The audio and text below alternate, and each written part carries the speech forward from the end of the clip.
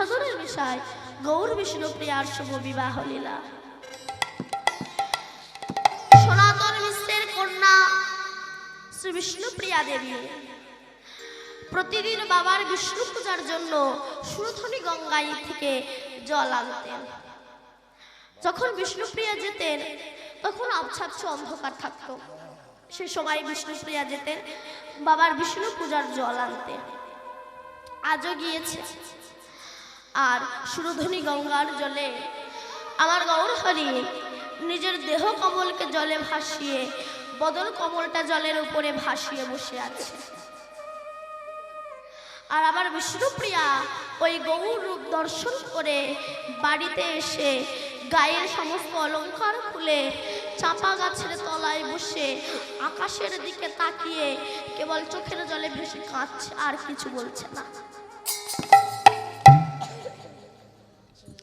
যখন কাঁদছে এমন সময় বিষ্ণুপ্রিয়ার মা মা মহামায়া দেবী ছুটে এসেছে।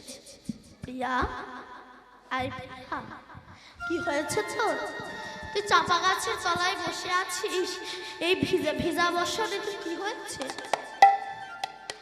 বিষ্ণুপ্রিয়া কিছু বলছে না, কেবল আকাশের দিকে গগন পানে তাকিয়ে আছে।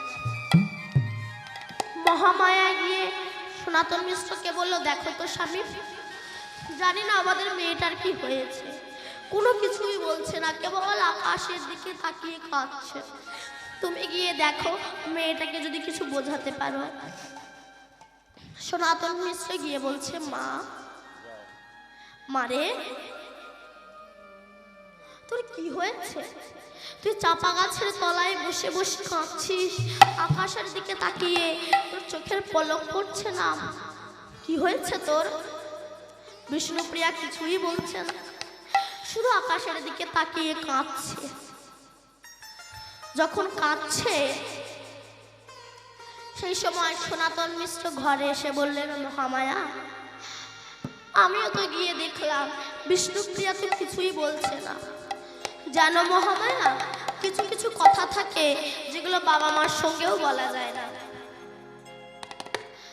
তা তুমি এক কাজ করো, ওই প্রিয়ার প্রিয় সখী যার না, আজ গৌরলীলা হয়েছে, এর মধ্যে কাঞ্চনার কথা তো থাকবেই। বিষ্ণুপ্রিয়ার প্রিয় সখী কে? কাঞ্চনা। কি বললাম? কাঞ্চনা। তো ওই প্রিয়ার প্রিয় সখী কাঞ্চনাকে একবার ডেকে আনলে কি হয়? ডেকে আনলে হয়তো প্রিয়া ওর মনের কথাটা ওই কাঞ্চনাকেই খুলে বলতো। মা মহামায়া কাঞ্চনাকে ডেকে পাঠালেন।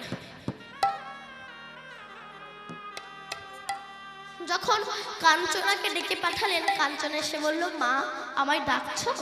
মা মহামায়া বলল, দেখো না কাঞ্চনা, আমার মেয়েটা না এক মনে এক ধ্যানে বসে আছে, কিছুই বলছে না। চাপা গাছের তলায় বসে বসে কেবল চোখের জলে বুক ভাসিয়ে আকাশের দিকে তাকিয়ে আছে। দেখ তো মা, কি হয়েছে, তুই একটু দেখে আয় তো। কাঞ্চনা তখন বিষ্ণুপ্রিয়ার কাছে সে ছুটে এসে বিষ্ণুপ্রিয়াকে বুকে জড়িয়ে ধরেছে, জড়িয়ে একটু ঝাঁকিয়ে নিয়েছে। কেন? নড়িয়ে নিয়েছে, কারণ একটু যদি নড়িয়ে নেয়, যেভাবে এক দৃষ্টিতে আকাশ দিকে তাকিয়েছিল, একটা কিছু ভাবছে যেন মনে হচ্ছে, সেই কথাটা সে ভুলে যাবে, নড়ে যাবে, সেই এক দৃষ্টির চিন্তা তার সরে যাবে, তাই একটু ঝাঁকিয়ে নিয়েছে। বিষ্ণুপ্রিয়া, কি হয়েছে তোর? তুই কাঁদছিস কেন? বিষ্ণুপ্রিয়া কিছু বলছে না, শুধু কাঞ্চনাকে বলে যাচ্ছে, কাঞ্চনা, আমায় তুই ছেড়ে দে, কাঞ্চনা, আমায় তুই ছেড়ে দে। বিষ্ণু কাঞ্চনা বলে, ছাড়বো মানে? তোর জন্য তোর মা চিন্তিত, তোর বাবা চিন্তিত, আমরা চিন্তিত, তোর কি হয়েছে আমার কাছে বল। বিষ্ণুপ্রিয়া কিছুই বলছে না। এখানেই বৈষ্ণব কবি পদ লিখলেন, আজ মরমে মরিয়া আছে, মরমে মরিয়া আছে, পিয়া মরমে মরিয়া আছে,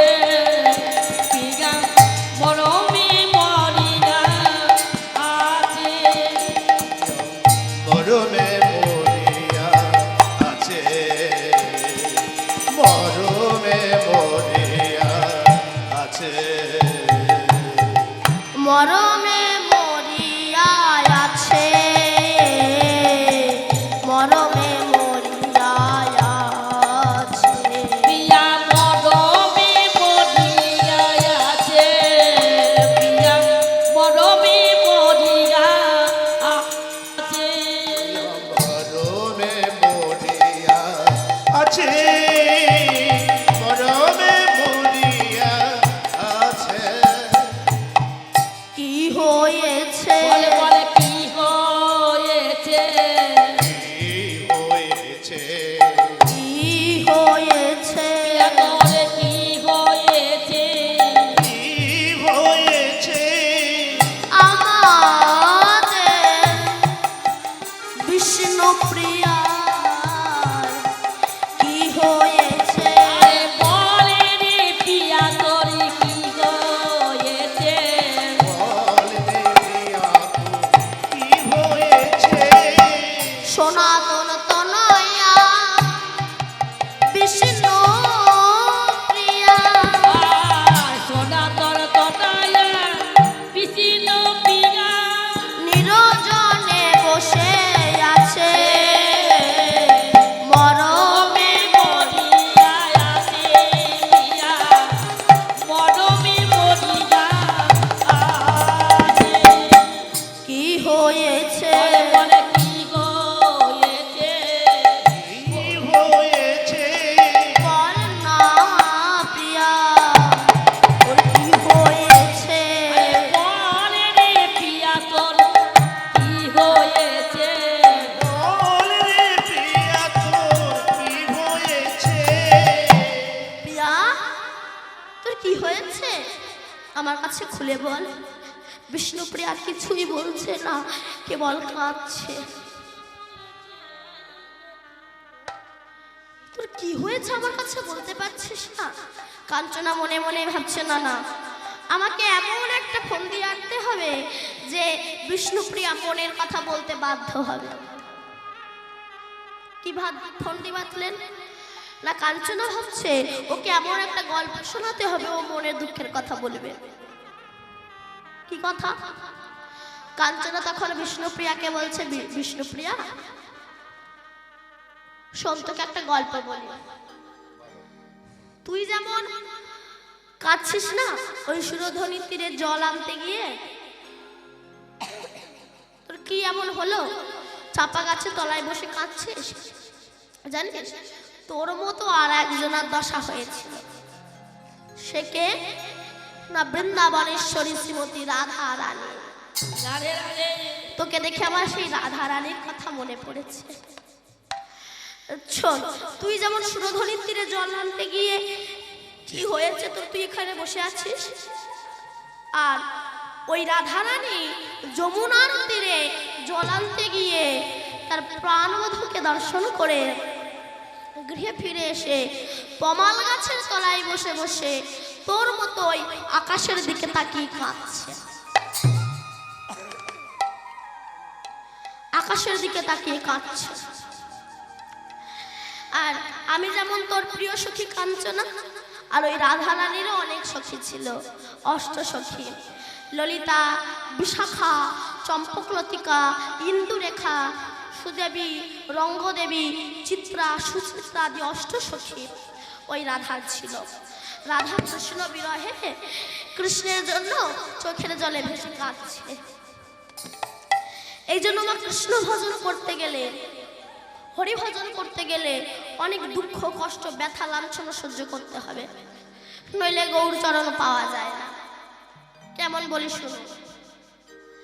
এই যে আমাদের এই যে কান, কান চেনেন তো? এই যে কান, কান একদিন ভগবানকে ডেকে বলছে, হে ভগবান আমরা দুই কান, আমাদের নেই কোনো সম্মান, দুই ভাই পাশাপাশি থেকেও এক ভাই আর এক ভাইয়ের মুখ জীবনে দেখতে পেলাম না। কেন? এ যখন একে দেখতে আসে তো এ ঘুরে যায়, আর এ যখন একে দেখতে আসে তো এ ঘুরে যায়। দুই ভাই পাশাপাশি থেকেও এক ভাই আর এক ভাইয়ের মুখ জীবনে দেখতে পেলাম না। তারপর স্কুলে গেলাম, মাস্টার মশাই পড়া জিজ্ঞাসা করলো, না বলতে পারলে কানটাকে ধরে আগে মুলে দেয়, লাল হয়ে যায়। বলুন তো প্রভু, দোষটা কি আমার? দোষটা তো মনের মন মনে রাখতে পারি, এই কানটাকে ধরে মুলে দেয়, লাল হয়ে যায়। তাও কষ্ট করে আছে, দেখি পরিণতি কি হয়। তারপর মাঠে ঘাটে আমার চাষি ভাইরা যখন বিড়ি ধরায়, ওই বিড়ির আগুন লিভে গেলে ওই গরম বিড়ি কানে গুঁজে রেখে দেয়। বলুন তো প্রভু, ওই গরম জিনিস আমাকে সহ্য করতে হয়, কানের কি দুঃখ দেখতে। তারপর যারা কাঠের মিস্ত্রির কাজ করে, তারা পেন্সিল দিয়ে কাঠে দাগ দিয়ে পেন্সিল কানে গুঁজে রেখে দেয়, ওই ভারী জিনিস আমাকে সহ্য করতে হয়। তাও কষ্ট করে আছে, দেখি পরিণতি কি হয়। আর মেয়েদের কান হলে তো কোনো কথাই নাই। আগেকার মায়েরা ছোট ছোট দুল পরতো, আর এখন যা পরে গাড়ির চাকা পর্যন্ত হার মানবে, ছিঁড়ে পড়ে যাচ্ছে, পাশে আর একটা ফুটো করছে। তাও কষ্ট করে আছে, দেখি পরিণতি কি হয়। তারপর কোথা থেকে সেই জন্মের করোনা এলো, মাক জন্মের ঠাসা ঠেসে ধরলো। তাও কষ্ট করে আছে, দেখি পরিণতি কি হয়। কিছুদিন পরে দুটো খুঁটি ঢুকিয়ে দিল। খুঁটি বোঝেন? খুঁটি বোঝেন না? বোঝেন তো? বলুন কি? চশমা। চশমা নাকে পরে, নাক বলে তোর জন্য মারাই হচ্ছে। তাও কষ্ট করে আছে, দেখি পরিণতি কি হয়। আমার এই কান জড়ো হওয়া কোন দিন ধন্য হলো জানো? যার কান হয়ে আছে, তার যেদিন কৃষ্ণ ভক্তি জন্মালো, সে যখন গুরুর কাছে গেল, গুরুদেব যখন ওই কানটা ধরে, ওই কানে হরে কৃষ্ণ হরে কৃষ্ণ হরে কৃষ্ণ হরে কৃষ্ণ কৃষ্ণ কৃষ্ণ হরে হরে কৃষ্ণ হরে হরে হরে রাম হরে রাম হরে রাম হরে রাম রাম রাম হরে হরে। রাম রাম হরে হরে। নাম দিল, সেদিনই আমার এই কান জন্ম হওয়া ধন্য হয়ে গেল। আস্তে তাই রাধারানী তোর মতো করে ঠিক নিরজনে বসে বসে কাঁদছে। রাধার কি হলো অন্তরে ব্যথা, রাধার কি হলো অন্তরে ব্যথা, কি হলো অন্তরে ব্যথা? বসিয়া বিড়ালে থাকে রে একলে, বসিয়া বিড়ালে থাকো এলে কোলে, রাধে হরে বল।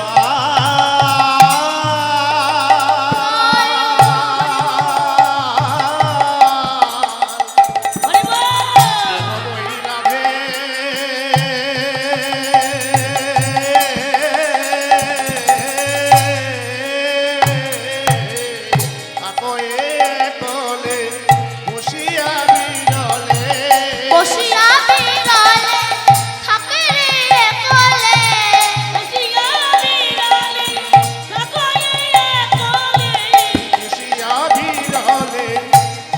এলে কোলে, না শোনে কাহারো কথা, কি হলো অন্তরে ব্যথা। দুজনে বিড়ালে থাকো এলে কোলে, বসিয়া বিড়ালে থাকো এলে কোলে, না শুনে কাহারো কথা, না শুনে কাহারো কথা। বসিয়া বিরলে ঠাকুরে কালে, বসিয়া বিরলে ঠাকুরে কালে, না শোনে কাহারো কথা। দাদা কি হলো অন্তরে ব্যথা? যখন কাঞ্চনা রাধারানীর কথা বলেছে, অমনি বিষ্ণুপ্রিয়া কাঞ্চনাকে বলছে, কাঞ্চনা আর কি হলো সেই রাধার, আমার কাছে খুলে বল। ওই রাধার সঙ্গে আর কি হয়েছে একবার বল। কাঞ্চনা বুঝতে পারছে এইবার বিষ্ণুপ্রিয়া হয় তোর মনের কথাটা আমি খুলে বলতে পারি। বলছে, শোন কাঞ্চনা, এই শোন প্রিয়া, ওই রাধার আর কি অবস্থা হয়েছিল জানিস? সদায় ধ্যানে চাহে মে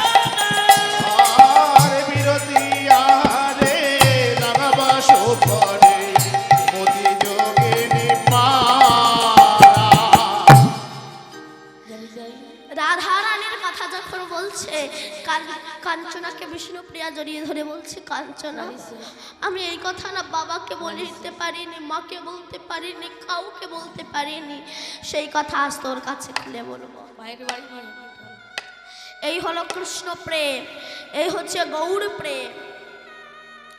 একটু বলি শুনুন, প্রেম কাকে বলে জানেন? অনেকে রাধা কৃষ্ণ প্রেম নিয়ে অনেক উল্টো পাল্টা কথা বলেন। আস্তে অনেকে বলে দেখবেন কৃষ্ণের 16,108 জন বউ, আমরা 2-4টে করলে দোষ। আচ্ছা, কৃষ্ণ তার ক্ষমতা আছে, সে 16,108টা বিয়ে করেছে, তুমি 4খানা বিয়ে করো না, তোমার হাড়ে 2 ঘা জন্মে যাবে, অত সস্তা নয়। যে বলে রাধা কৃষ্ণ প্রেম করেছে আমি কেন করব না, আরে রাধা কৃষ্ণ প্রেম করে জগতের কাছে পূজনীয় হয়েছে, আমি তুমি প্রেম করে গ্রামের কাছে ঘৃণিত হয়েছে। তুমি যে বলছো রাধা কৃষ্ণ প্রেম করেছে আমরা করলে দোষ কি? কৃষ্ণ গিরি গোবর্ধন পর্বত চাগিয়েছিল পড়ে আঙুলে, তুমি একটা ইঁট চাগাও দেখি, তারপরে নাই বুঝবো কৃষ্ণ প্রেম করেছে, তোমারও করার ইচ্ছা হতেই পারে। কৃষ্ণ কালীয় নাগ দমন করেছে, তুমি একটা দাঁড়াসাম মেরে দেখাও, তারপরে বুঝবো কৃষ্ণ প্রেম করছে, তোমার করার ইচ্ছা হবে। তার বেলায় নাই।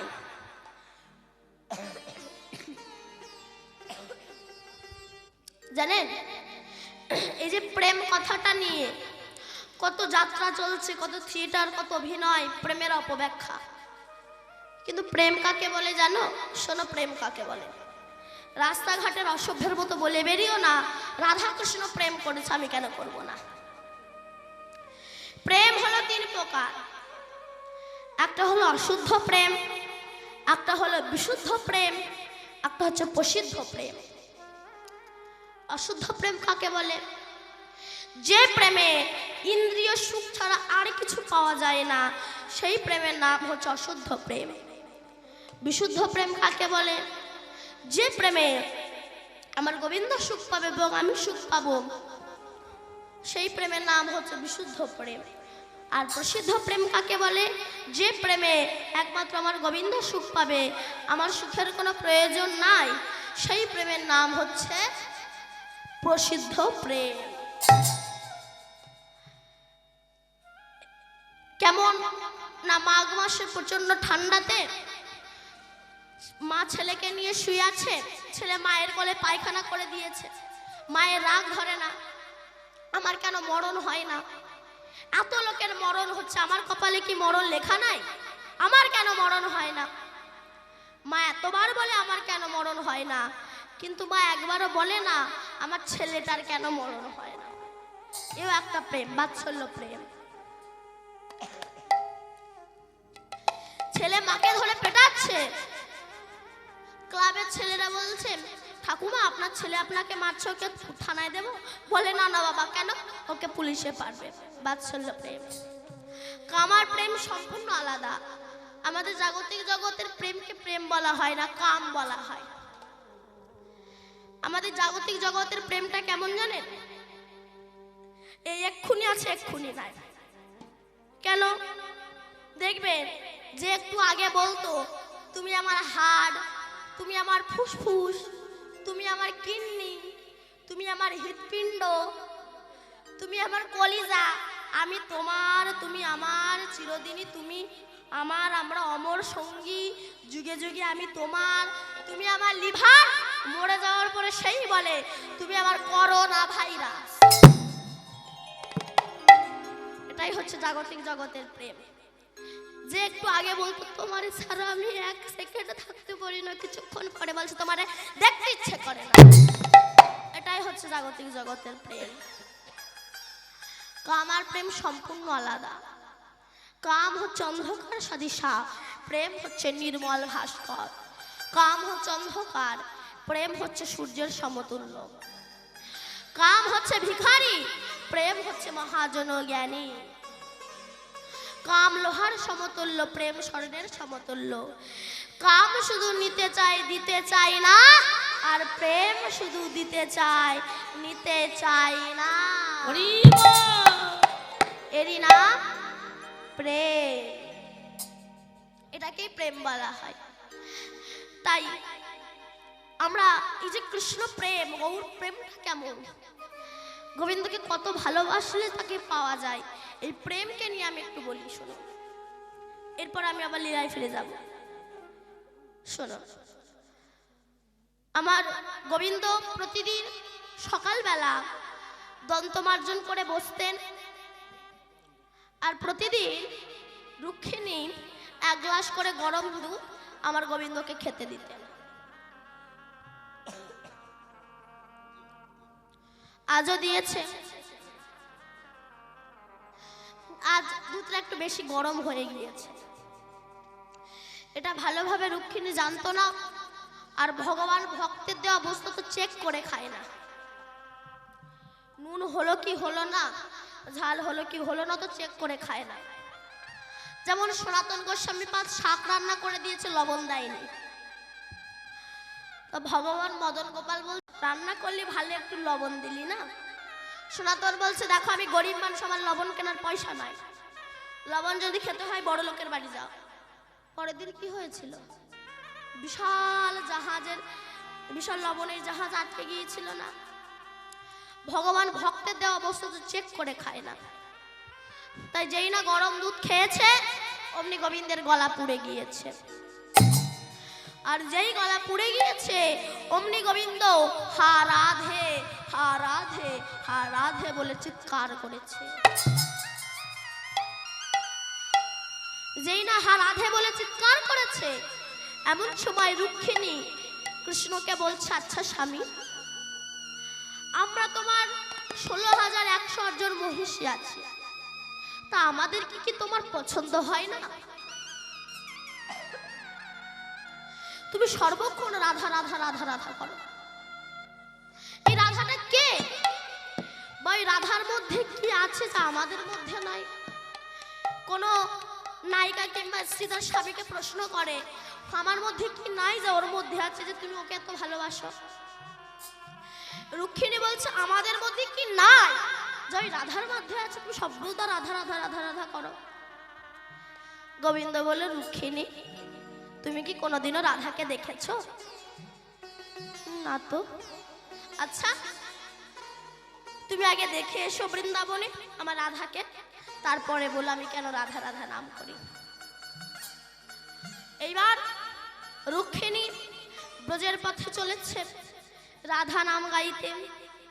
রাধার নাম গাইতে গাইতে যাচ্ছে, আর মনে মনে ভাবছে গলা পুড়ে গেছে, তবু কৃষ্ণ রাধা রাধা বলছে, না জানি রাধাটা কে, আমাকে দেখতে হবে। তাই রুক্মিণী ব্রজের পথে যাচ্ছে আর বলতে বলতে যাচ্ছে, হে কৃষ্ণ সুখ প্রদায়িনী রাধা রানী, হে কৃষ্ণ বক্ষ বিলাসিনী রাধা রানী, হে বিশ্ব ভানু রাজনন্দিনী রাধা রানী, একবার আমায় দেখা দাও, একবার আমায় দেখা দাও। আর গোবিন্দের নাম গাইতে গাইতে চলেছেন। কৃষ্ণ বলে দুটি বাহু তুলে নাচরে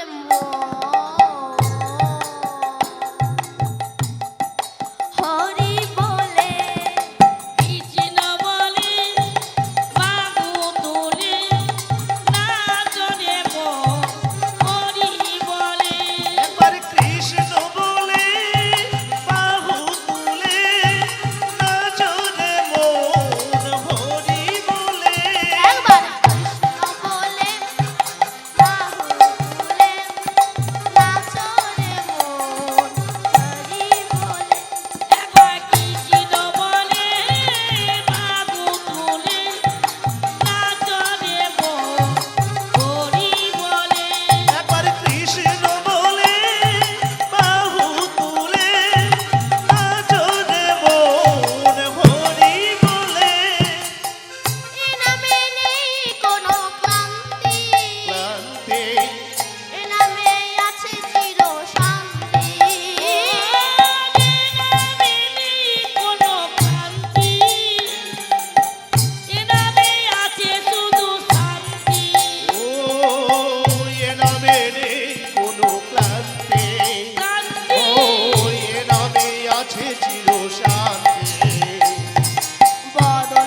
ভরে সবাই মিলে এ বদন ভরে সবাই মিলে ও বদন ভরে সবাই মিলে বদন ভরে সবাই মিলে বলো ভাই বদন ভরে সবাই মিলে ও বদন ভরে সবাই মিলে গাহো না কৃষ্ণের নাম।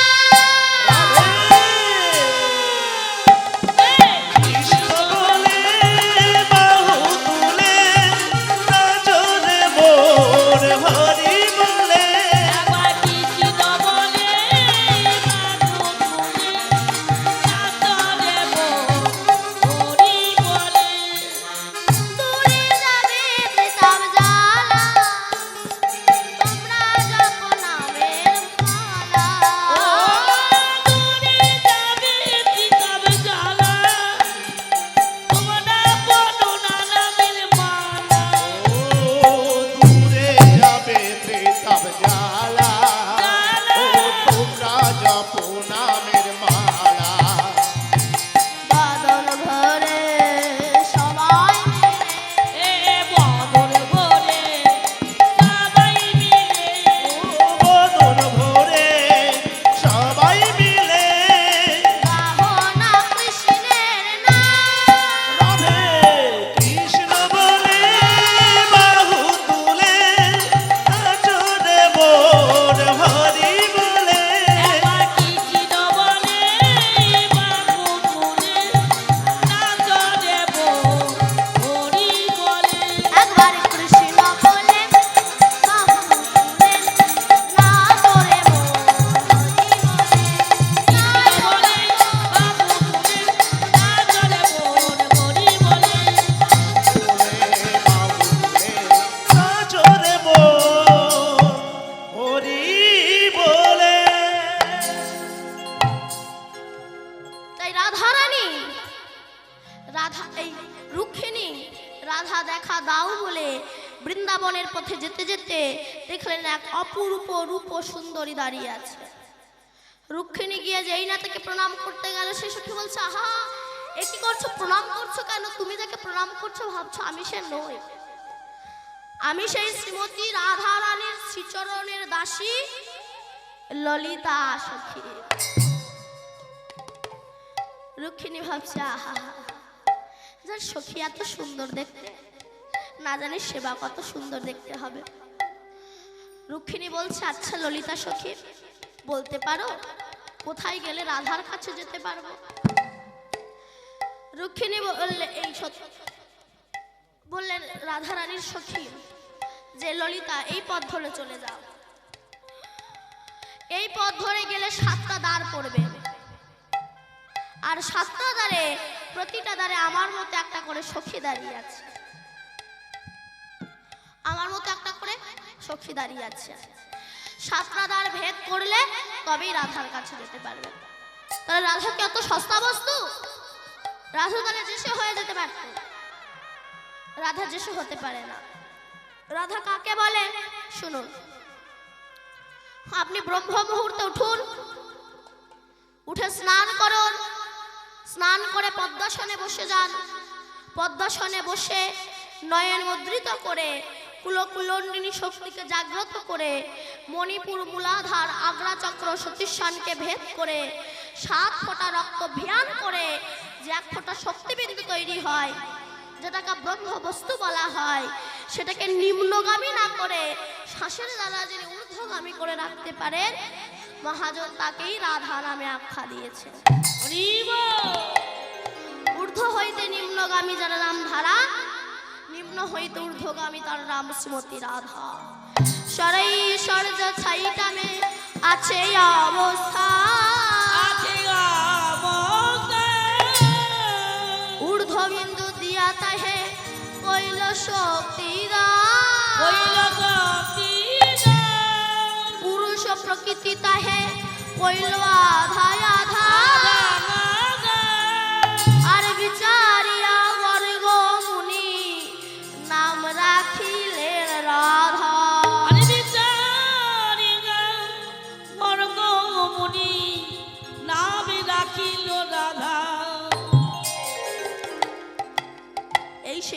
রাধারানী। এবার রুক্মিণী সাতটা দ্বার ভেদ করে রাধারানীর কাছে গিয়ে দেখছে একটা জীর্ণ শীর্ণ কুঠির তৈরি করে একটা জীর্ণ কাপড়ে ছেঁড়া কাপড় পরিধান করে বসে আছে রাধারানী। কৃষ্ণ বিরহের যন্ত্রণায় যমুনার মাটি দিয়ে একখানা কৃষ্ণ মূর্তি তৈরি করে নয়ন জলে বুক ভাসে কাঁদছে। সেই কৃষ্ণের সবকিছু করেছে, চোখ কান হাত মুখ নাক সবই করেছে, কিন্তু চরণ দুটো তৈরি করেনি। রুক্মিণী বলল, হে ললিতা, এই রাধে তুমি চরণ দুটো তৈরি করনি কেন? রুক্মিণী তখন বলছে, এই রাধারানী তখন বলছে, ওই চরণ হতেই তো আমার কৃষ্ণ আমায় ছেড়ে চলে গিয়েছে। যদি এই কৃষ্ণ আমায় ছেড়ে চলে যায় তাই আমি চরণ তৈরি করিনি। প্রেম কাকে বলে দেখো। ললিতা ফুল তুলে এনেছে, রাধে মালা গাঁথ বলল, না আমি মালা গাঁথবো না। এই আমি মালা গাঁথবো, তবে মালাগুলো ফুলগুলোকে পরীক্ষা করব। কিভাবে? আমি আমার চোখের মণিটা ধরবো, তুই আমার চোখের মণিতে প্রতিটা ফুল বোলাবি, যে ফুল আমার চোখের মণিতে আঘাত আনবে ওই ফুল কৃষ্ণ সেবায় লাগবে না, কিন্তু যে ফুল আমার চোখের মণিতে আঘাত আনবে না ওই ফুল আমার কৃষ্ণ সেবায় লাগবে। যেই না বলেছে, ফুলগুলোকে পরীক্ষা করছে। রুক্মিণী বলল, রাধে আমরা তো তোমার মতো নয়, আমরা কৃষ্ণকে কাছে পাই, কিন্তু তোমার মতো করে তো কৃষ্ণকে ভালোবাসতে পারি না। এমন সময় রুক্মিণী দেখছে রাধারানীর গলায় ফোসকা পড়েছে। রুক্মিণী বলছে, রাধে তোমার গলায় ওটা কিসের ফোসকা? রাধারানী তখন বলছে, রুক্মিণী ওই যে সকালবেলায় আমার বধূকে গরম দুধ খেতে দিয়েছিলেন, আর ওই গরম দুধ খেয়ে আমার গোবিন্দের গলা পুড়ে গিয়েছিল না, আর যেই গলা পুড়ে গিয়েছে অমনি হারাধে হারাধে যেই বলে উঠেছে, সেই ব্যথা কি তার অঙ্গে লাগে গো? দেখো সেই ব্যথা আমার অঙ্গে এসে লেগেছে, সেই ব্যথা আমার অঙ্গে এসে লেগেছে, তাই আমার গলায় ফোসকা পড়েছে। রুক্মিণী তখন করজোর করে বলছে, রাধে আশীর্বাদ করো, আগামী জন্মে আর কৃষ্ণ দাসী নয়, আগামী জন্মে আমরা যেন শ্রী রাধার শ্রীচরণের দাসী হয়ে জন্মগ্রহণ করতে পারি, এছাড়া আর কিছু চাই না আমরা। এই হলো মা প্রকৃত কৃষ্ণ প্রেম। তাই যখন রাধারানীর কথা কাঞ্চনা বিষ্ণুপ্রিয়াকে শোনালেন, বিষ্ণুপ্রিয়া কাঞ্চনাকে জড়িয়ে ধরে বলছে, কাঞ্চনা আজ আমি আমার মনের সমস্ত কথা থেকে খুলে বলবো। কি এইবার বল আমার কাছে সই। তখন বিষ্ণুপ্রিয়া বলছে, শোন কাঞ্চনা, তুই তো জানিস প্রতিদিনের ন্যায় আমি আমার বাবার বিষ্ণু পূজার জন্য সুরধনী থেকে জল আনি। আজও আমি সুরধনীর তীরে জল আনতে গেলাম, কিন্তু জল আনতে গিয়ে দেখি কি জানিস সই, একটা সোনার কমল ওই জলে ভেসে যাচ্ছে। কি বলিস রে প্রিয়া? জগতে শুনেছি লাল কমল হয়, গোলাপ কমল হয়, সোনার কমল? বলে হ্যাঁ আমি সোনার কমল দেখেছি। তাহলে কি হলো তারপর? শোন কাঞ্চনা, তোর কাছে বলি, একটি সোনার কমল সুরধনীর জলে তরঙ্গে ভাসিয়া যায়। একটি সোনার কমল সুরধনীর জলে তরঙ্গে ভাসিয়া যায়। সোনার কমল সুরধনীর তীরে তরঙ্গে ভাসিয়া যায়। সোনার কমল সুরধনীর জলে তরঙ্গে ভাসিয়া যায়। একটি সোনার কমল সুরধনীর জলে তরঙ্গে ভাসিয়া যায়। সোনার কমল সুরধনী তীরে তরঙ্গে ভাসিয়া যায়। একটি সোনার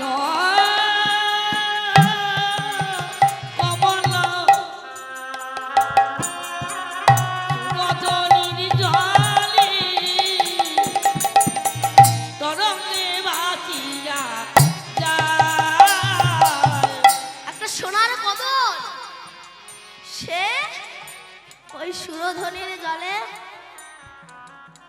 ভাসতে ভাসতে যাচ্ছে।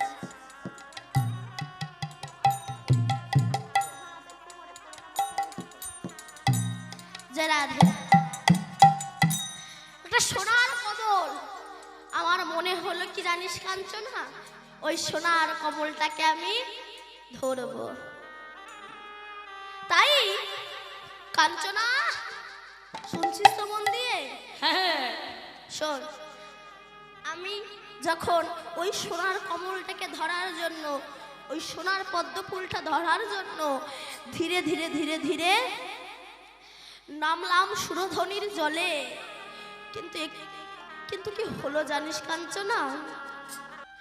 জানিস কাঞ্চনা, আমি মনে মনে ভাবলাম ওই ওই সোনার কমল আমি ধরবো।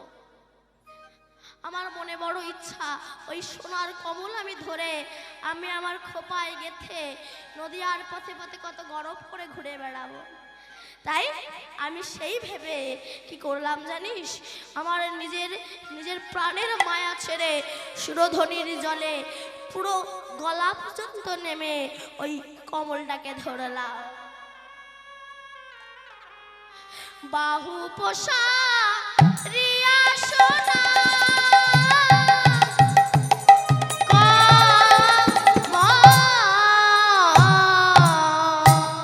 বাবু পোষা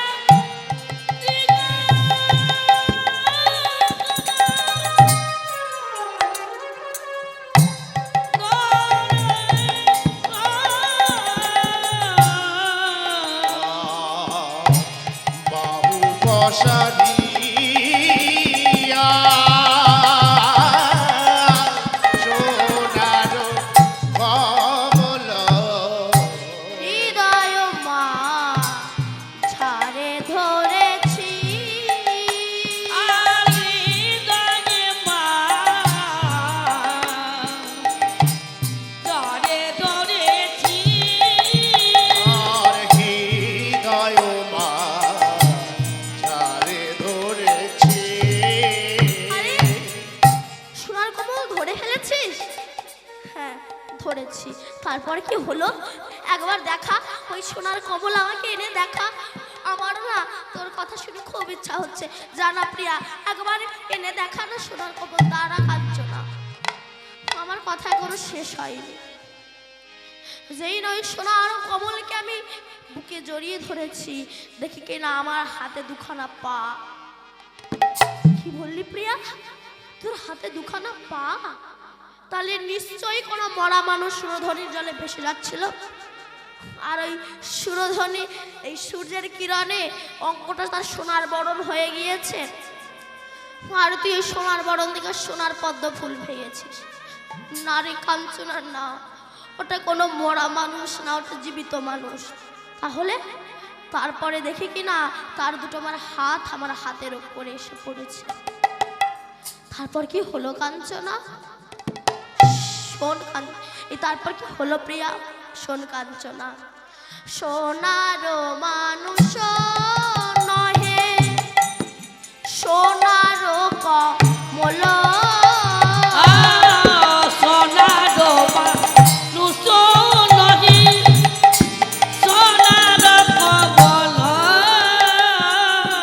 সোনার কমল নহে সোনার মানুষ,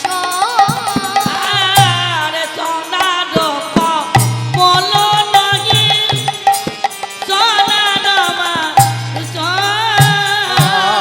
আর সোনার কমল নয়ে সোনার মানুষ। আমার মুখ চাহি মৃদু মৃদু মৃদু মৃদু হাসো, আর মুখ চাপি কোচিন সেই মৃদু মৃদু হাসি, আর ওই রূপ চাহে মৃদু মৃদু হাসি। জানিস কাঞ্চনা, আমি ওই রূপ দর্শন করে আমি আমি দেখলাম ওটা সোনার কমল ছিল না, একটা সোনার মানুষ। সে ওই সুরধ্বনির জলে নিজের বদর কমলটাকে ভাসিয়ে দিয়ে আছে। আমি ওটাকে সোনার কমল ভেবেছি, আর সোনার কমল ভেবে যেই না তাকে জড়িয়ে ধরেছি, দেখি কিনা সে আমার মুখের দিকে তাকিয়ে মৃদু মৃদু করে হাসছে। তাই তখন আমি লজ্জায় মাথা নত করে ঘরে ফিরে এসেছি। তবে সই ঘরে এসেছি বটে, তবে আমার না ওই মন এখনো ওখান থেকে মন কোথাও যাচ্ছে না। মনে হচ্ছে আর একবার আমি তাকে দেখবো, আর একবার তাকে যদি দেখতে পেতাম, আর একবারও যদি তাকে দেখতে পেতাম, আমার মনের আশা পূর্ণ হয়ে যেত। আমার কিছু আর ভালো লাগছে না সেই কারণে। ও আচ্ছা আচ্ছা, ঠিক আছে, এই ব্যাপার তো। আচ্ছা তার নাম কি বলতো? আরে নাম তো জানি না। আচ্ছা না, ধাম কোথায়, সে থাকে কই? বলে সে থাকে কোথাও, সেটাই তো জানি না। নাম জানলে না হয় আমি খোঁজ করে দেখতাম, বা সে কোথায় থাকে সেটা জানলে না খোঁজ করে দেখতাম। তুই নামও জানিস না, ধামও জানিস না, তবে কি করে তাকে তোর কাছে আনবো বল? আহা, এই হলো প্রেম, এই হলো ভক্তি। গৌরাঙ্গের প্রতি বিষ্ণুপ্রিয়ার ভক্তি জন্মাচ্ছে, ভালোবাসা জন্মাচ্ছে। এই ভক্তি না থাকলে কিন্তু গোবিন্দের কাছে পৌঁছানো যায় না। বলুন তো, কতটুকু কেঁদেছ যে কৃষ্ণ পাবে? ভক্তি যারে কৃষ্ণ তার সর্বশাস্ত্রে কয়। ভক্তি না থাকলেও কৃষ্ণ দেখিও বাকি বা হয়। জানেন, পঞ্চপাণ্ডবের মা ছিল মাতা কুন্তী। প্রতিদিন মা কুন্তী আগে রন্ধন করে বড় ছেলে যুধিষ্ঠিরকে খেতে দেয়, আজও খেতে দিয়েছে। আজও যখন যুধিষ্ঠিরকে খেতে দিয়েছে, সেই সময় যুধিষ্ঠির বলছে, মা ও মা, আমি বুঝতে পেরেছি আমার ভীম ভাই না বড্ড খিদে পেয়েছে, তুমি আগে আমার ভীম ভাইকে খেতে দাও। তখন মা কুন্তী বলছে, ঠিক আছে, তুই যখন বলেছিস আগে ভীমই খাক। ভীমকে খেতে দিয়েছে মা কুন্তী, ভীম একাই সব খেয়ে ফেলেছে। মা রেগে গিয়ে বলে, অপদার্থ, একবারও তুই তোর ভাই দাদাদের কথা চিন্তা করলি না, একবার আমার কথা চিন্তা করলি না, মায়ের কথা চিন্তা করলি না, তুই একাই সব খেয়ে ফেললি। তো কি যে আমি এত খেতে দিই, তাতে কি আমি তোর উদর পরিপূর্ণ করতে পারি না? কেন তোর এত এত এত খাওয়া? তোর কি আমি খাই উদর পরিপূর্ণ করতে পারি না? দেখবেন গ্রামের লোকেরা বললে মেনে নেওয়া যায়, কিন্তু মা যদি বলে, খোকা তোর এত খাই খাই কেন, মনে অনেক কষ্ট লাগে, তাই না? ভীম বলেছিল, মা আজ তো আমি খেয়ে নিয়েছি,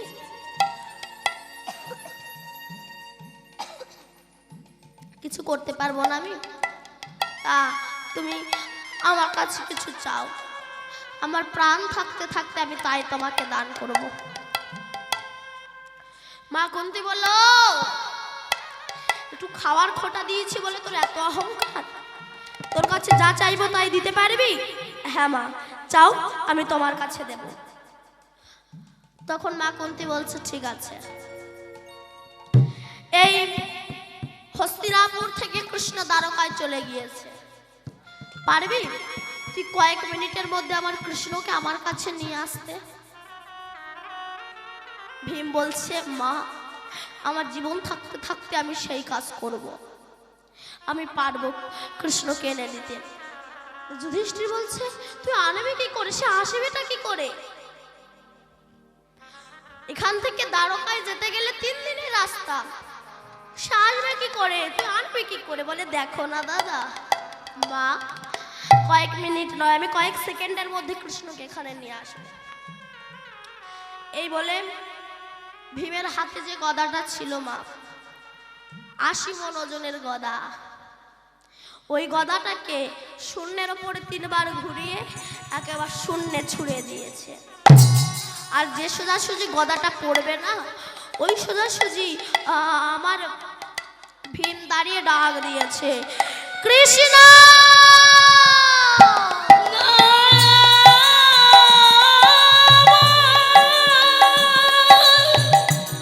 কৃষ্ণ দয়াময়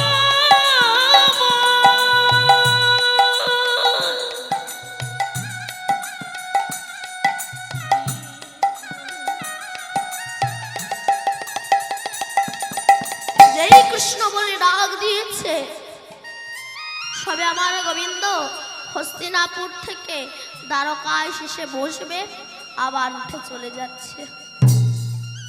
রুক্মিণী বলল, প্রভু তুমি এই তো এলে, আবার চলে যাচ্ছ, কি হচ্ছে তোমার?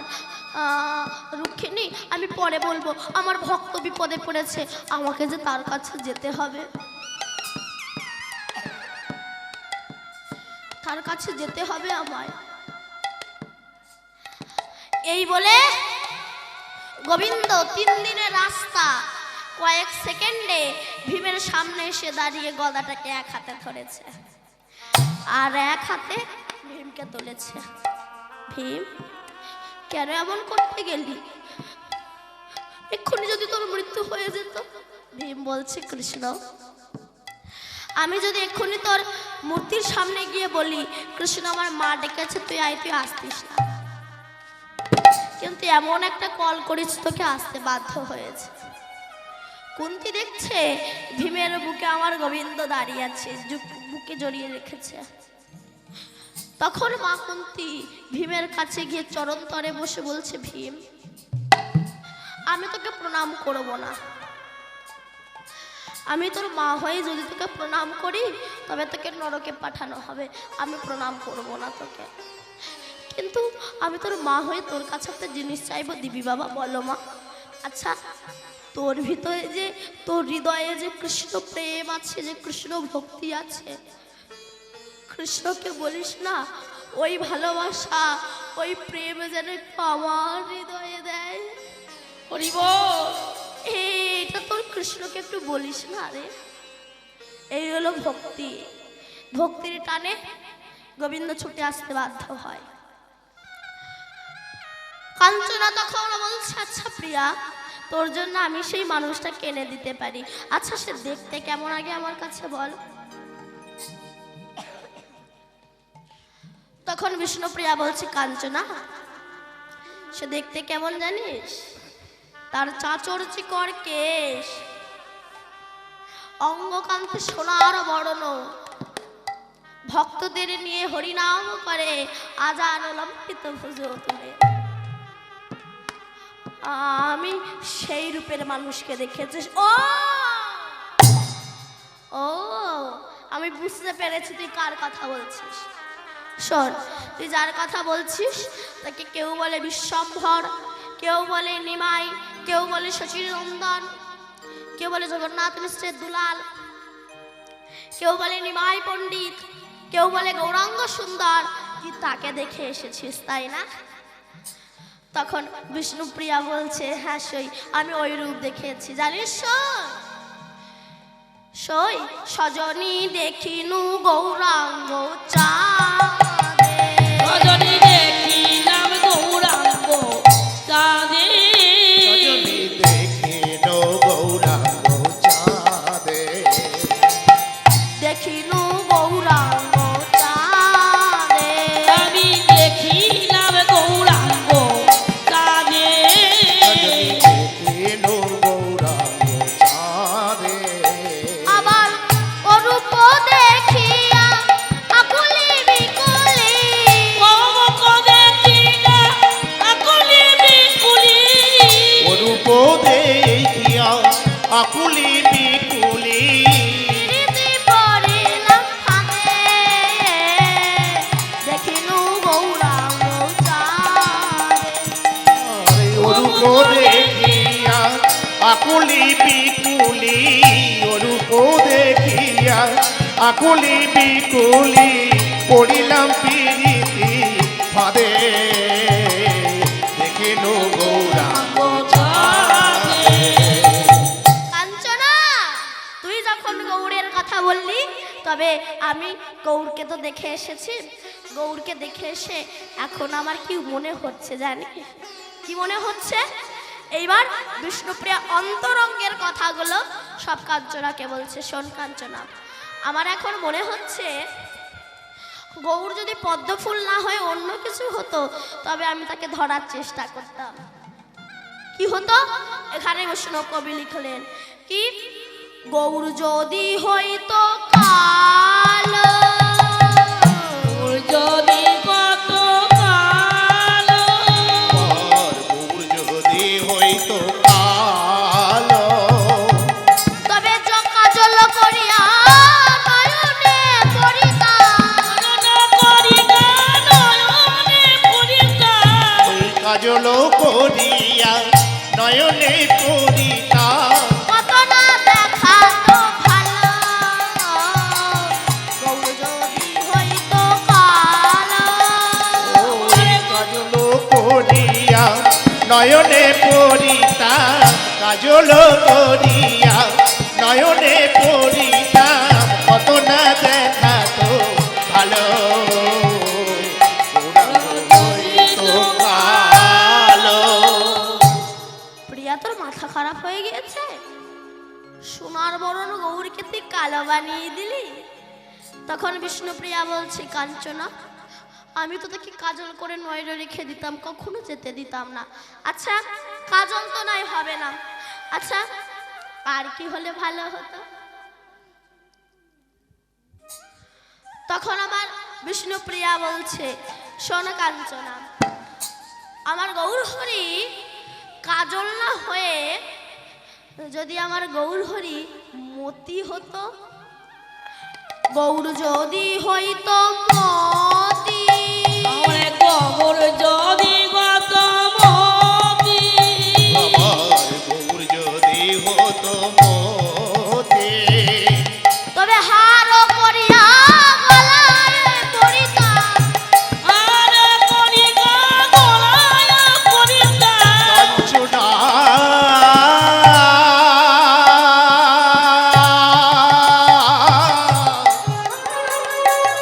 ওরে আমার সখী কাঞ্চনা রে,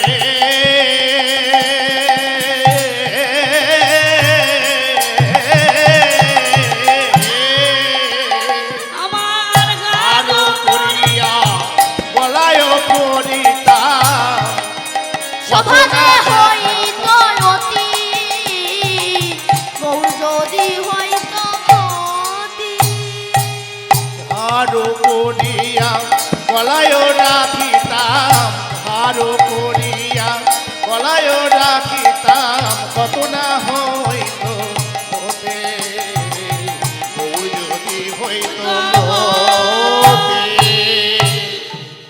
আর গৌর যদি মতি না হয়ে আমার গৌর যদি হইতো ফুল, আমার গৌর যদি কত ফুল, আমার গৌর যদি হতো ফুল, তবে যত্ন করিয়া কবরে বাঁধিতাম, যতন করি না কবরে বাঁধিতাম, যতন করিয়া কবরে বাঁধিতাম, কানেতে তুলিত দুল, গৌর যদি হইতো ওই যতন করিয়া কবরে বাঁধিতাম, যতন করিয়া কবরে বাঁধিতাম, কানেতে তুলিত দুল, যদি হতো আমার গৌর যদি হইতো পাখি, যদি কত পাখি, আমার গৌর যদি হইতো পাখি, তবে যত্ন করিয়া পালন করিতাম,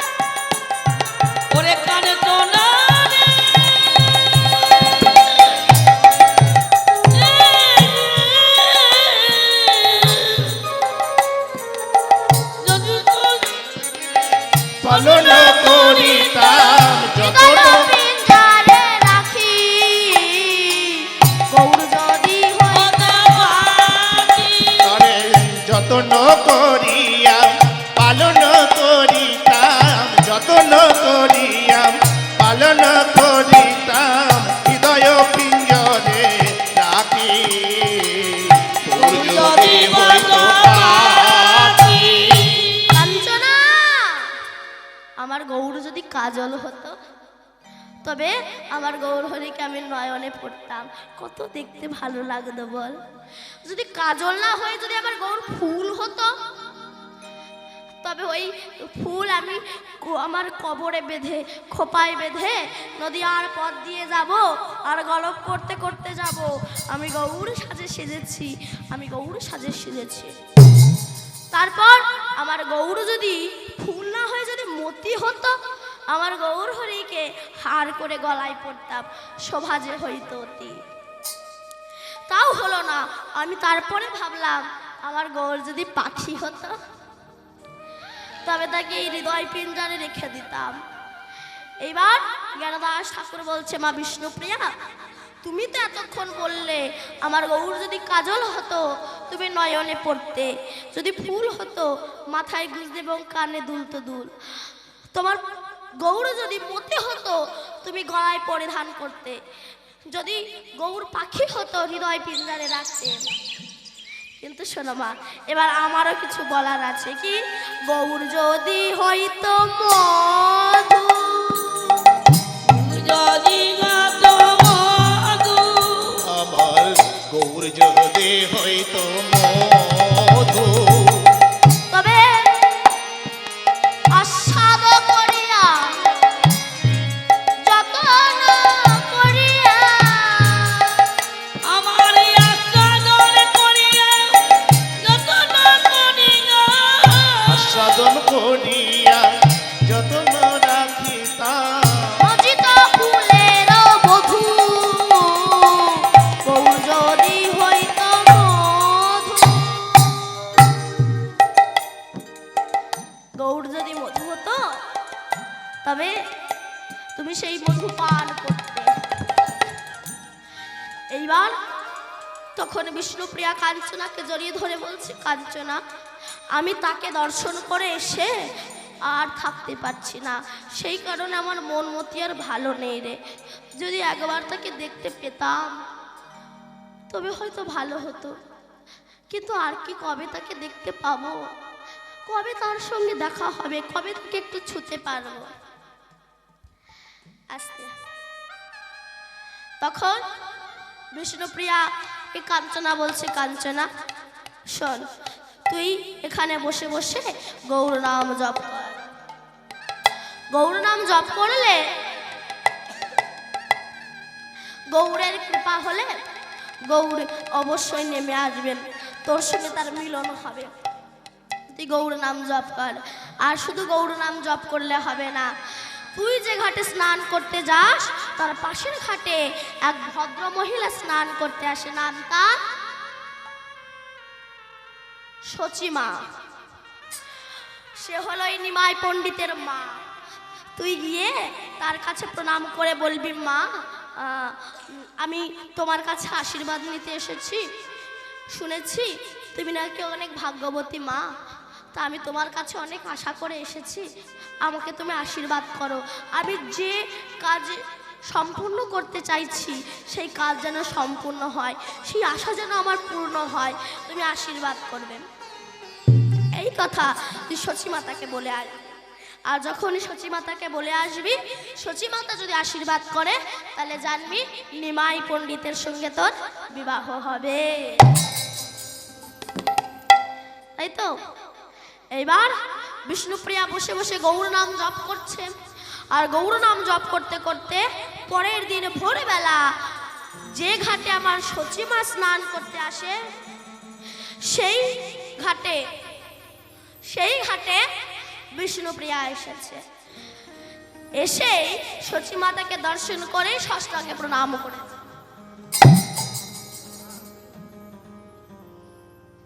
যখন ষষ্ঠাঙ্গে প্রণাম করেছে, সচিমাতা বলছে, আরে আরে আরে, তুমি কে মা? এই সকাল সকাল আমাকে প্রণাম করতে এসেছো, তুমি কে? বিষ্ণুপ্রিয়া বলছে, মা শুনেছি তুমি নাকি ভাগ্যবতী মা, বড় আশা নিয়ে তোমার কাছে এসেছি গো, আশীর্বাদ করো মা। যে আশা নিয়ে তোমার কাছে এসেছি সেই আশা যেন আমার পূর্ণ হয়, তুমি আশীর্বাদ করো আমায়। সচিমা বলল, ঠিক আছে। আচ্ছা তোমার নাম কি গো? বলে আমার নাম বিষ্ণুপ্রিয়া। বিষ্ণুপ্রিয়া? তোমার বাবার নাম কি? আমার বাবার নাম সনাতন মিশ্র। সনাতন মিশ্র? তোমরা থাকো কোথায় যেন? আরে বাবা, আমরা তো থাকি ওই মালঞ্চ পাড়ায়। মালঞ্চ পাড়ায়? ও, তুমি মালঞ্চ পাড়ায় সনাতন মিশ্রের কন্যা বিষ্ণুপ্রিয়া? তোমার অন্নপ্রাশনে আমি গিয়েছিলাম, কত ছোট ছিলে, তুমি এখন কত বড় হয়ে গিয়েছো গো মা। তা তোমাকে আমি আশীর্বাদ করি, তোমার নাম যেহেতু বিষ্ণুপ্রিয়া, তুমি সত্যিকারে বিষ্ণুর প্রিয়া হও, বিষ্ণুর প্রিয়া হও, বিষ্ণুর প্রিয়া হও। আর মনে মনে সচিমা বলছে, যেহেতু আমার নিমাইকেই তো সবাই বিষ্ণু বলে, তাই মনে মনে বলল তুমি গৌর প্রিয়া হও, তুমি গৌর প্রিয়া হও, তুমি গৌর প্রিয়া হয়। আর মুখে বললেন তুমি বিষ্ণু প্রিয়া হও, বিষ্ণু প্রিয়া হও, বিষ্ণু প্রিয়া। হরি বল, হরি বল। সচিমায়ের কাছে আশীর্বাদ নিয়ে আমার বিষ্ণুপ্রিয়া ছুটতে ছুটতে আসছে। কাঞ্চনা, আরে ও কাঞ্চনা, কোথায় গেলে গো? কি হয়েছে প্রিয়া, এমন ছুটতে ছুটতে আসছে, কি হয়েছে? আরে কাঞ্চনা, আমি আশীর্বাদ পেয়েছি, সচিমায়ের কাছ থেকে আশীর্বাদ পেয়েছি। সচিমায়ের কাছ থেকে সত্যি আশীর্বাদ পেয়েছি? বলল হ্যাঁ। বললো আর তাহলে বিলম্ব করিস না, তুই বসে বসে গৌর নাম জপ কর, আর দেখবি গৌরের কৃপা হবেই হবে। আর এদিকে কি হয়েছে, সচিমাতা বাড়িতে গিয়ে ডাক দিয়েছে ঈশানকে। ঈশান, আরে ও ঈশান, বলে কোথায় গেলে গো? ঈশান, ঈশান এসে বলল, মা কি হয়েছে, ডাকছো কেন আমায়? ঈশান শোন না, আমার না বড় ইচ্ছা হয়েছে। ঠিক আছে, তোকে বলতে হবে না, তুই এক কাজ কর, তুই একটু যা তো তাড়াতাড়ি গিয়ে কাশীনাথ ঘটককে ডেকে আয়েন তো। মা, কাশীনাথ ঘটককে ডাকবো? মা নিশ্চয়ই নিমাই ঠাকুরের বিয়ে দেবে তুমি। আরে আমি নিমাইয়ের বিয়ে দেবো তো কেউ কি বলেছে? তুই যা ঘটককে ডেকে নিয়ে আয়। না মা, তুমি ঘটক ডাকছো মানে কি? নিশ্চয়ই নিমাই ঠাকুরের বিবাহ দেবে। কাশীনাথকে ডেকে নিয়ে আয়। এই যে ঘটক, দেখবেন ঘটক জগৎ এক বিষ্ণুপ্রিয়া, যারা ঘটক জগতে তিন প্রকার হয়। কেমন? একটা ইহ জাগতিক জগতে মিলন ঘটিয়ে দেয় একটা ঘটক, আর ভক্ত আর ভগবানের মিলন ঘটিয়ে দেয় একজন ঘটক, তার নাম হলেন গুরুদেব। আর রাধারানী আর গোবিন্দের মিলন ঘটিয়ে দেয় একজন ঘটক, তার নাম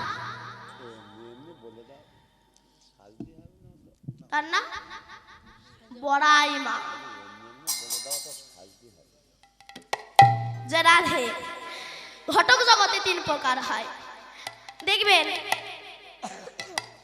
আপনার ছেলের বিয়ে হচ্ছে বা আপনার মেয়ে হচ্ছে, ঘটক লাগে তো, প্রয়োজন হয় না মোবাইল ঘটক। তা যাই হোক, দেখবেন ধরো আপনার মেয়ের বিয়ে হবে, তো ঘটকের কাজ কি? ছেলের বাবার কাছে মেয়ের ভালো কথা বলা, আর মেয়ের বাবার কাছে ছেলের ভালো কথা বলা। আপনার ছেলের মেয়ের বিয়ে হবে, ঘটক গিয়ে বলছে, দাদা আপনার মেয়ের জন্য যা পাত্র দেখেছি না, পাত্র তো না, অপূর্ব চেহারা, ভুরু দুটো যুগ্ম ভুরু, বিশাল লম্বা লম্বা, দারুণ শিক্ষিত। মেয়ে তখন পাশের ঘরে বসে বসে শোনে, আর মনে মনে ভাবে কবে তাকে দেখবো, কবে তাকে দেখবো। এইবার আপনার ছেলের বিয়ে হবে, ঘটক গিয়ে বলছে, দাদা আপনার মেয়ের জন্য, এই ছেলের জন্য যা পাত্রী দেখেছি না, পাত্রী তো না, যেন হীরের টুকরো, দন্তা বলি যেন মুক্তা শোভিত, তাতে খঞ্জন নয়নে অঞ্জন রঞ্জিত, তাই কটাক্ষের বান তুলনা হয় না। ঘটকের মুখে শুনে ছেলে মনে মনে ভাবে কবে তাকে দেখবো, কবে তাকে দেখবো। ঠিক তেমনি ইহ জগতে যেমন আমাদের ঘটকে মিলন ঘটিয়ে দেয়, তেমনি ভক্ত আর ভগবানের মিলন ঘটিয়ে দেয় একজন ঘটক, তার নাম হলো গুরুদেব ঘটক।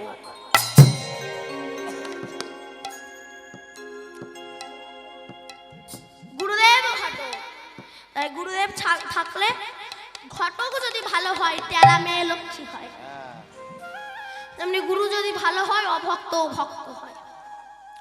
কেমন জানেন, বৃন্দাবনে একজন বাবাজি থাকতো, তার নাম হচ্ছে চট বাবা। তারা সবকিছু চট দিয়ে তৈরি, চট বাবা। উনি যা বলেন তাই হয়ে যায়। যদি কেউ গিয়ে বলে বাবা আমার মেয়ের বিয়ে হচ্ছে নমুক দিন হয়ে যাবে, বাবা আমার ছেলে চাকরি হচ্ছে নমুক দিন হয়ে যাবে, হয়ে যায়।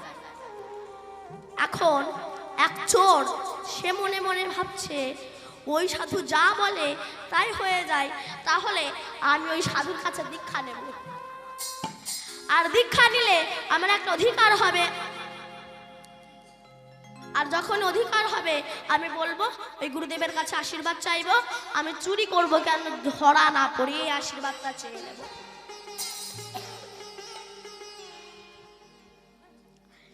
এইবার সবাই যখন চলে গেছে, ওই চট বাবা কুঠিরের ভিতরে প্রদীপটা জ্বালিয়ে হরে কৃষ্ণ নাম করছেন, আর এদিকে ওই চোর ওই তালপাতার কুঠিটা প্রদক্ষিণ করছে, চোরে ছায়া পড়েছে। গুরুদেব তখন বলছে কে? বলে আমি হচ্ছি চোর। ও বাবা, চোর তুমি এখানে কেন? বলে আমি তোমার কাছে দীক্ষা নিতে এসেছি। বলে না না বাবা, আমি চোরের দীক্ষা দিই না। বলে তাহলে আমাকে দীক্ষা দেবে না? তাহলে আমি সুসাইড করব। যদি সুসাইড করি পরের দিন পুলিশ এসে তোমাকে ধরে নিয়ে যাবে যে তুমি আমাকে খুন করেছো। আরে বাবা, আর তুমি কেন দীক্ষা নিতে চাও আমার কাছে? বলে আমি যদি আপনার কাছে দীক্ষা নিই আমার একটা অধিকার হবে, আর আমি আপনার কাছ থেকে আশীর্বাদ চাইব, আমি চুরি করব ধরা যেন না পড়ি। তুমি চুরি করবে ধরা পড়বে না, তা হয় আমি দীক্ষা দিতে পারবো না। তাহলে এই আমি মরলাম, ওই একটাই ডোজ ঝেড়ে যাচ্ছে। গুরুদেব বললো ঠিক আছে বাবা, তোকে আমি দীক্ষা দেব, আশীর্বাদও করবো, তুই চুরি করবি ধরা পড়বি না, কিন্তু একটা কথা দে, জীবনে কোনোদিনও মিথ্যা কথা বলবি না, জীবনে কোনোদিনও মিথ্যা কথা বলবি না। চোর বলছে চুরি করব আবার মিথ্যা বলবো না, তা হয়? আবার মনে মনে বলছে ধরা যখন পড়বো না তাহলে মিথ্যা কথা না বললে বাকি। ব্যাস কথা দিলাম, দীক্ষা দিয়েছে। চোর মনে মনে ভাবছে এবার থেকে আর ছোটখাটো বাড়ি চুরি করব না, এবার রাজার বাড়ি চুরি করতে যাব। ব্যাস রাজার বাড়ি চুরি করতে গিয়েছে, যে না পাঁচিল থেকে লাফ দিয়েছে পড়বি, তারপর একজন আর ঘাড়ের উপরে পড়েছে। ও ভাবছে গুরুদেব বললো আমি ধরা পড়বো না, ধরা পড়ে গেলাম কেন? তুমি কে? নিচেটা তখন বলছে আমিও একটা চোর। বলে ভা ঠিক আছে, তুমিও চোর আমিও চোর, চোরে চোরে মিলে গেল। ব্যাস নেমে এবার যে দীক্ষা নিয়েছিল, এবার একটু মন দিয়ে শুনবে, যে দীক্ষা নিয়েছিল সে হচ্ছে কাঁচা চোর, আর যার ঘাড়ের ওপরে পড়েছে সে হচ্ছে পাকা চোর। তো কাঁচা চোর মানে যে দীক্ষা নিয়েছিল, সে যার ঘাড়ের ওপরে পড়েছে সেই পাকা চোরকে বলছে আচ্ছা বলো তো কিভাবে চুরি করা যায়। পাকা চোর তখন কাঁচা চোরের হাতে একটা চাবি নিয়ে বলছে ওই যে ঘর দেখতে পাচ্ছ, ওই ঘরে 3 খাড়ে হীরের টুকরো আছে, যাও গিয়ে নিয়ে এসো, যাও হীরের টুকরো নিয়ে এসো। ব্যাস ওই চোর গিয়ে রাখি কিনা সত্যি হীরের টুকরো, দেখি 3 খানা রয়েছে, 2 খানা নিয়েছে। কেন? যদি ভাগাভাগিতে রাগারাগি হয়। 2 খানা নিয়ে একটা পাকা চোরকে দিয়েছে, একটা নিজের নিয়ে বললে এবার চলো ভাই ঘরে যাই। বলে তুমি যাও, আমি একটু পরে যাচ্ছি। এই বলে যে কাঁচা চোর মানে যে দীক্ষা নিয়েছিল, সে বাড়িতে সে দিব্যি নাকে সর্ষের তেল দিয়ে ঘুমাচ্ছে।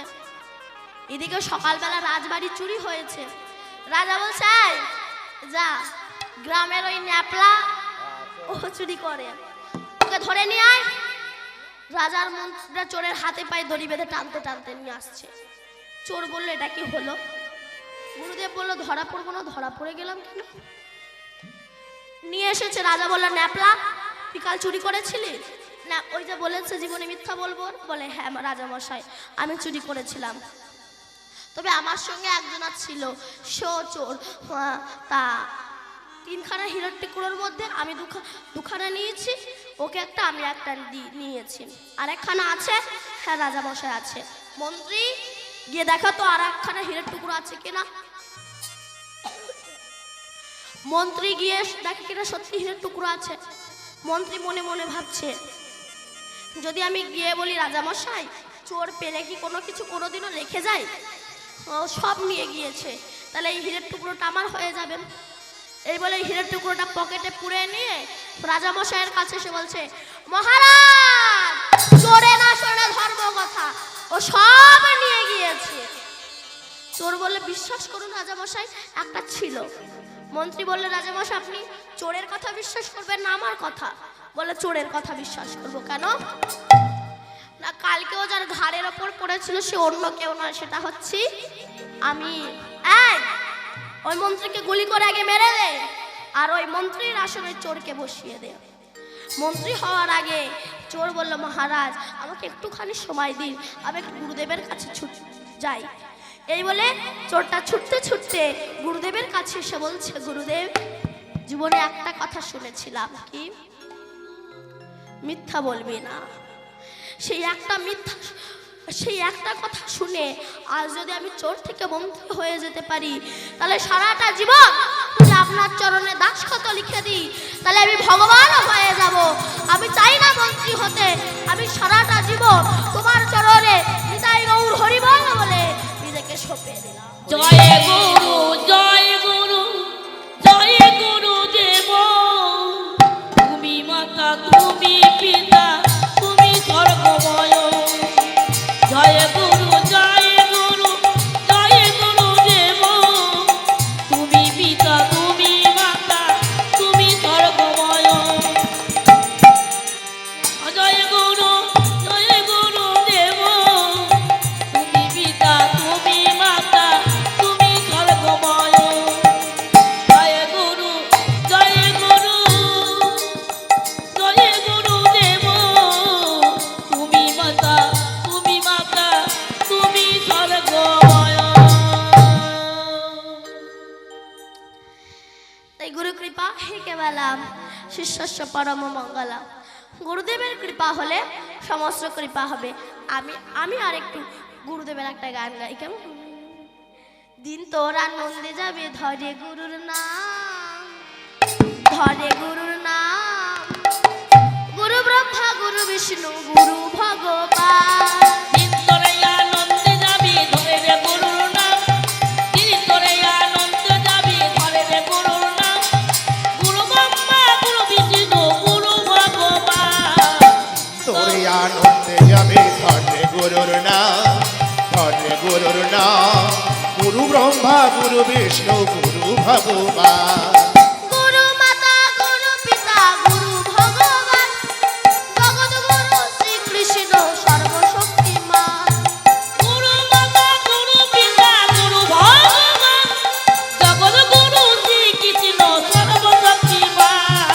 গুরু মাতা গুরু পিতা গুরু ভগবান, জগৎ গুরু শ্রীকৃষ্ণ সর্বশক্তিমান। গুরু মাতা গুরু পিতা ভগবান, জগৎগুরু শ্রীকৃষ্ণ সর্বশক্তিমান। গুরু মাতা গুরু পিতা গুরু ভগবান, জগৎগুরু শ্রীকৃষ্ণ সর্বশক্তিমান। তোরে আনন্দে যাবে ধরে গুরুর নাম, ধরে গুরুর নাম, ব্রহ্মা গুরু বিষ্ণু গুরু ভগবান।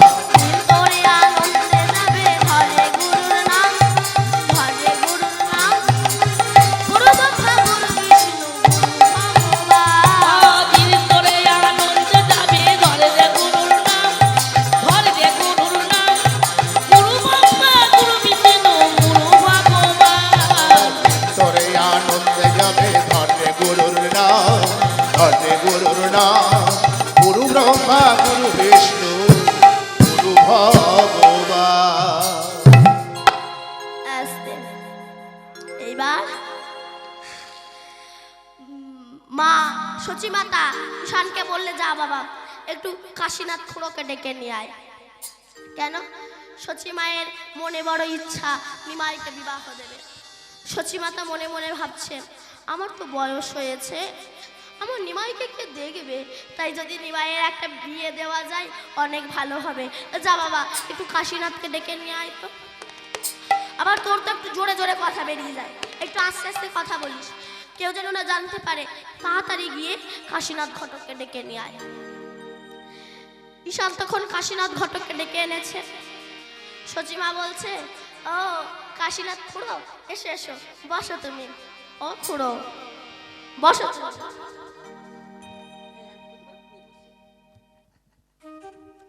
বসো। হ্যাঁ, আমার না একটা কথা আছে। কি জানো, আমার নিমাই তো বড় হয়েছে, ও আমার বৌমা তো মারা গিয়েছে, প্রথম বৌমা।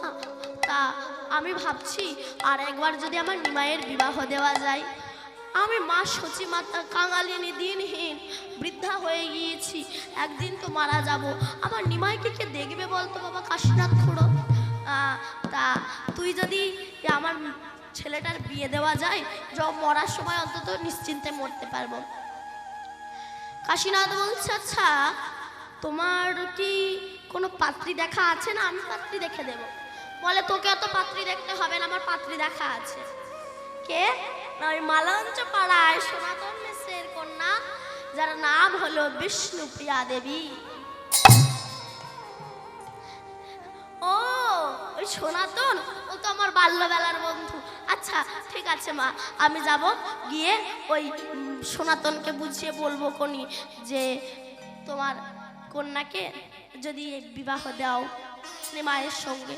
সচিমা বলছে, বাবা আমার তো মনে বড় ইচ্ছা, কিন্তু আমার চিন্তাও হচ্ছে, আমি দিনহীন কাঙাল, আর এই সনাতন হলো ধনী ব্যক্তি, তার কন্যাকে কি আমার ঘরের পুত্রবধূ করে পাঠাবে? আমার চিন্তা হচ্ছে। মা তুমি কষ্ট পেও না, আমি দেখি সনাতনকে গিয়ে বুঝিয়ে শুনিয়ে। যা বাবা, একবার দেখ যদি সনাতন বুঝতে পারে। আচ্ছা দেখ তো বাবা, আমার নিমাই বিষ্ণুপ্রিয়ার কোনো শুভ তিথি আছে কিনা বিবাহের। তখন কাশীনাথ ঘটক পাঁজি খুলে দেখছে, কি নিমাই বিষ্ণুপ্রিয়ার শুভ বিবাহের শুভ যোগ নেই। বলল, মা নিমাই বিবাহের তো কোনো শুভ যোগ নেই বিবাহের। দেখ না বাবা, আমার বড় ইচ্ছা বিষ্ণুপ্রিয়াকে ঘরের পুত্রবধূ করে পাবো, দেখ না বাবা, একবার দেখ। কাশীনাথ ঘটক বলছে, মা আমি সেই ছোট হতে এই ঘটকের কাজ করে আসছি, মানে ঘটকালি করে আসছি। আমি নিমাই বিষ্ণুপ্রিয়ার বিবাহ দেওয়ার পরে এটাই আমার শেষ ঘটকালি, আমি আর ঘটকালি করব না, আমি বৃন্দাবনের পথে চলে যাব। সচিমাতা বলল, তাই হবে, তা তুই যা সনাতনকে গিয়ে একটু বোঝা। তখন সনাতনের বাড়িতে কাশীনাথ ঘটক গিয়েছে, গিয়ে ডাক দিয়েছে, সনাতন, ও সনাতন।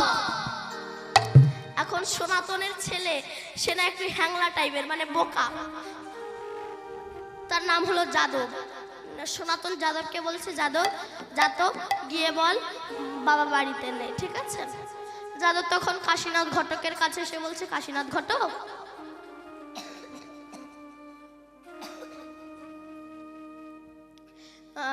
শোনো, বাবা বলেছে বাবা বাড়িতে নাই। কি বাবা বলেছে বাবা বাড়িতে নাই? সরে যা। এই বলে কাশীনাথ খুড়ো সনাতনের কাছে যেই না গিয়েছে, সনাতন বলল, কাশীনাথ, আরে বন্ধু এসে এসে বসো। এদিকে সনাতন, ওদিকে সচিমাতা ভাবছে বিষ্ণুপ্রিয়াকে কি আমার ঘরের পুত্রবধূ করে পাঠাবে, আর এদিকে সনাতন মিশ্র বিষ্ণু পূজা করে বলছে, বিষ্ণু হে প্রভু, আমার মেয়েটা তো বড় হয়েছে, তাকে বিবাহ দিতে হবে, কিন্তু তার জন্য তো কোনো সুপাত্র এই নদিয়ায় খুঁজে পাচ্ছি না। যদি সুপাত্র হয় তবে সে হলোই জগন্নাথ মিশ্রের পুত্র, যার নাম হলো নিমাই পণ্ডিত। শুনেছি সে নাকি ভগবান, তা সেই ভগবান কি আমার জামাই রূপে তাকে আমি পাবো? তাহলে দুদিকে দুজনার চিন্তা এক। বলল কাশীনাথ ঘটক খুড়ো এসে বলছে, সনাতন তোমার মেয়ে যে বয়স হয়েছে, তোমার মেয়ের, তা তোমার মেয়েকে বিবাহ দেবে না? সনাতন বলছে, বিবাহ তো দেব, কিন্তু কোনো সুপাত্র তো আমি খুঁজে পাচ্ছি না, কোনো সুপাত্র আমি খুঁজে পাচ্ছি না যে তার সঙ্গে আমার নিমাইয়ের বিবাহ দেব। সনাতনে কথা শুনে কাশীনাথ খুড়ো বলছে, ঠিক আছে, তবে আমি সম্বন্ধ এনেছি, তার সঙ্গে তোমার মেয়ের বিয়ে দিয়ে দেবো। কি? আমি তাকে দেখলাম না, আমি মেয়ের বাবা হয়ে ছেলের পরিচয়ই জানলাম না, আর আমি তাকে তার হাতে আমার মেয়েকে তুলে দেবো? অমন হবে না। কাশীনাথ বলল, আমি যার সঙ্গে সম্বন্ধ ঠিক করেছি তার সঙ্গে বিয়ে হবে। দুজনা ঝগড়া লেগে গিয়েছে। সনাতন বলছে, আচ্ছা তুমি যার সঙ্গে আমার মেয়ের সম্বন্ধ ঠিক করেছো, সে ছেলে কি করে শুনি একটু বলো। ছেলে কি করে? তখন কাশীনাথ খুড়ো বলছে, সে ছেলে কিচ্ছু করে না, শুধু ভক্তদের সঙ্গে নিয়ে রাস্তায় রাস্তায় ঘুরে ঘুরে নাম করে, গান করে, ও কিচ্ছু করে না, কিচ্ছু করে না। আচ্ছা ছেলের কি আছে শুনি? বলে, ছেলের তো কিচ্ছু নাই, একটা ঘর আছে, তাও সে বর্ষাকালে জল পড়ে। কি? আমি তার ঘরে, যার ঘর নেই দৌড় নেই, সে ছেলে কিচ্ছু করে না, তার হাতে আমার মেয়েকে তুলে দেব? ও আমি জীবনে করতে পারবো না। আরে সনাতন, আমার কথাটা তো শোন। কার সঙ্গে তোর মেয়ের বিবাহ ঠিক করেছে, তার নামটা তো শোন। তার নামটা কি? না নিমাই পণ্ডিত। কি বললে? নিমাই পণ্ডিত? আমি যে বহুদিনের ইচ্ছা ছিল নিমাইকে নিজের জামাই রূপে পাবো। সনাতন ছুটতে ছুটতে যাচ্ছে, মহামায়া, মহামায়া, ও মহামায়া, জানো জানো আমার না, আমার বহুদিনের বিষ্ণু পূজার সার্থক হয়েছে, আমি নিমাইকে জামাই রূপে পাবো। আর এদিকে এই কথাটা সচী মাতাকে জানাতে যাচ্ছে। কাশীনাথ খুড়ো হন্তদন্ত হয়ে যখন যাচ্ছে, আর গৌরহরি ওই পথ দিয়ে ভক্তদের সঙ্গে নাম গাইতে গাইতে যাচ্ছে। ভজ শ্রী কৃষ্ণ, কহ শ্রী কৃষ্ণ, লহ শ্রী কৃষ্ণের নাম রে। এই ভজ শ্রী কৃষ্ণ, কহ শ্রী কৃষ্ণ, লহ শ্রী কৃষ্ণের নাম রে। ভজ শ্রী কৃষ্ণ, কহ শ্রী কৃষ্ণ, লব শ্রী কৃষ্ণের নাম রে। ভজ শ্রী কৃষ্ণ, কহ শ্রী কৃষ্ণ, কহ শ্রী কৃষ্ণের নাম রে। এই ভজ শ্রী কৃষ্ণ, কহ শ্রী কৃষ্ণ, লহ শ্রী কৃষ্ণের নাম রে। ভজ শ্রী কৃষ্ণ, কহ শ্রী কৃষ্ণ, লব শ্রী কৃষ্ণের নাম রে।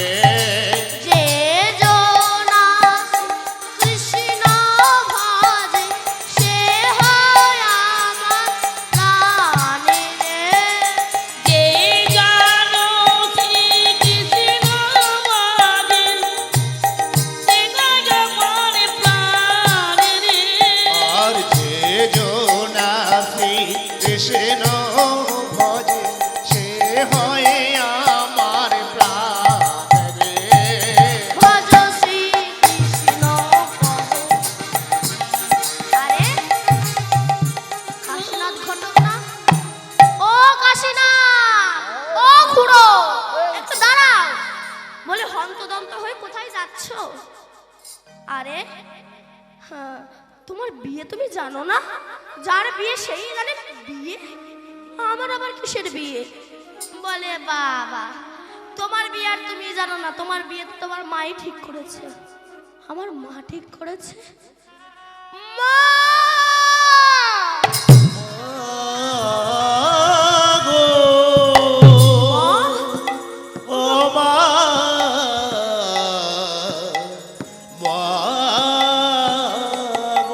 মা, তুমি আমার বিবাহ ঠিক করেছো? হ্যাঁ রে বাবা নিমাই, আমার তো বয়স হয়েছে, তোকে কারোর হাতে সমর্পণ করলে আমি বাঁচি। মা, আমি যে প্রতিজ্ঞাবদ্ধ, আমি 1 বছর হরিনাম করব। সে যাই হোক বাবা, একবার তুই বিবাহ কর, তারপর তুই তোর আশা তোর পূর্ণ হবে। ঠিক আছে মা, তুমি যখন বলেছ আমি তোমায় বিবাহ করব। ব্যাস, এই আমি বিবাহ করব বিষ্ণুপ্রিয়াকে। এবার বিষ্ণুপ্রিয়া আর নিমাইয়ের বিবাহ শুভযোগ। এমন সময় কাশীনাথ বলছে, মা, আজ নিমাই বিষ্ণুপ্রিয়ার বিবাহ আজই গোধূলি লগ্নে হবে।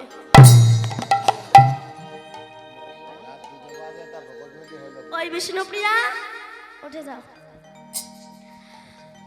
বিষ্ণুপ্রিয়া কে বলছে, এই সচিমাতাকে বলছে, মা, আজই গোধূলি লগ্নে বিবাহ দিতে হবে। গোধূলি লগ্নে? আরে আমার বাড়িতে না চাল না ডাল আছে, আমি আজকে কি খাবো সেটাই তো নেই। আর বিবাহ দিতে হলে কত খরচ, কত অতিথি আসবে, আমি কি করব? এমন সময় শাস্ত্রে বলছে, ভাবছো বসে চলবে কিসে, তুমি ভাববার কে? ভাববার যিনি ভাবছেন বসে শুধু তুমি ভাবো তাকে। এমন সময় ওখানকার রাজা বুদ্ধিমন্ত খা হাতির পিঠে করে সচিমায়ের দরবারে এসে দাঁড়িয়েছে। আর ওই হাতির গলায় ঘন্টা ঝুলছে দেখে ঈশান বলছে, মা, ও মা, হাতির গলায় ঘন্টা, নাচে আমার মনটা। গলায় ঘন্টা বাজে আমার মনটা, ওই হাতির গলায় ঘন্টা নাচে আমার মনটা। হাতির গলায় ঘন্টা নাচে আমার মনটা। হাতি গলায় ঘন্টা নাচে আমার মনটা। হাতির গলায় ঘন্টা নাচে আমার মনটা। হাতি চেপে চেপে এলো বুদ্ধিমন্ত খা। আর ওই হাতির পিঠে চড়ে এলো বুদ্ধিমন্ত খা। হাতির পিঠে চড়ে এলো বুদ্ধিমন্ত খা। বুদ্ধিমন্ত খা নেমে মাকে প্রণাম করে বলছে, মা, আমার বহুদিনের ইচ্ছা ছিল নিমাই বিষ্ণুপ্রিয়ার বিবাহ দেওয়ার, তাই এই বিবাহের সমস্ত দায়ভার আমি গ্রহণ করলাম। এইবার যারা গরিব কাঙাল তারা কাঁদছে কেন, যে আমরা তো ভালো পোশাক নেই, আমরা কিভাবে কি পরে নিমাইয়ের বিয়েতে যাব।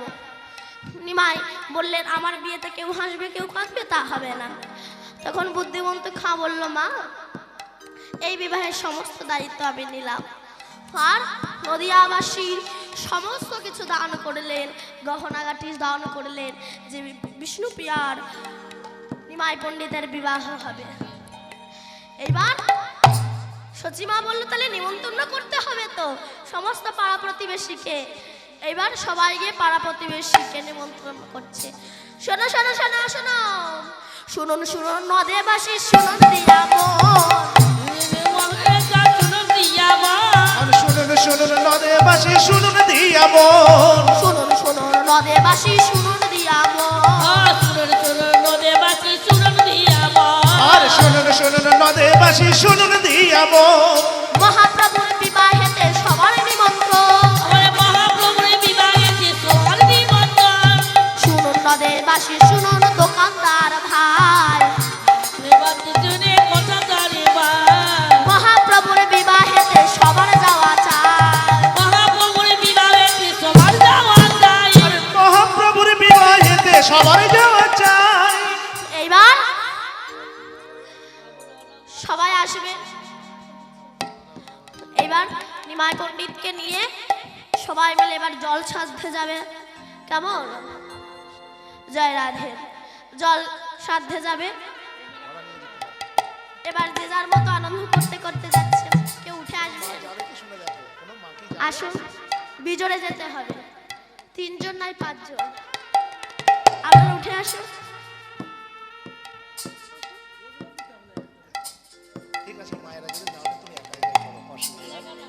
জয় রাধে।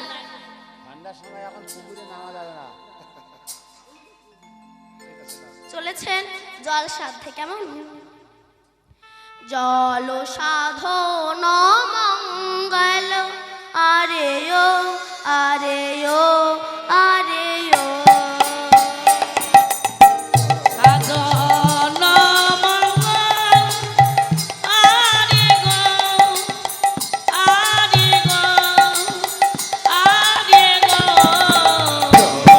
সাধনে মঙ্গল, আরে ও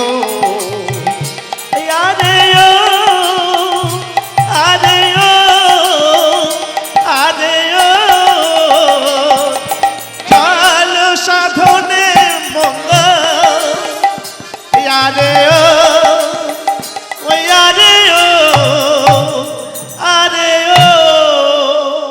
এদিকে যখন বলতে বলতে যাচ্ছে সবাই, আর এদিকে দেখবেন আগেকার দিনে জল সাধনের সময় মুখে মুখে গানে গানে তর্ক হতো, তাই সবাই বলছে আমাদের বিষ্ণু প্রিয়া রূপবতী, আমাদের বিষ্ণু প্রিয়া রূপবতী, আমাদের বিষ্ণু প্রিয়া রূপবতী, আমাদের বিষ্ণু প্রিয়া রূপবতী, আমাদের বিষ্ণু প্রিয়া রূপবতী, তাতে তার গৌর সুন্দর বাস, জল সাধনে গঙ্গার ওয়ারে ও, ওয়ারে ও, ওয়ারে ও। জল সাধনে মঙ্গা ইয়ারে ও ওই আরে ও ইয়ারে ও। জানে সাজন আরে গো আরে গো আরে গো। এইবার জল সাধনের পরে আরে গো গায়ে হলুদ আরে দেওয়া গো হয়ে আরে গো। আছে। এইবার আস্তে আস্তে আস্তে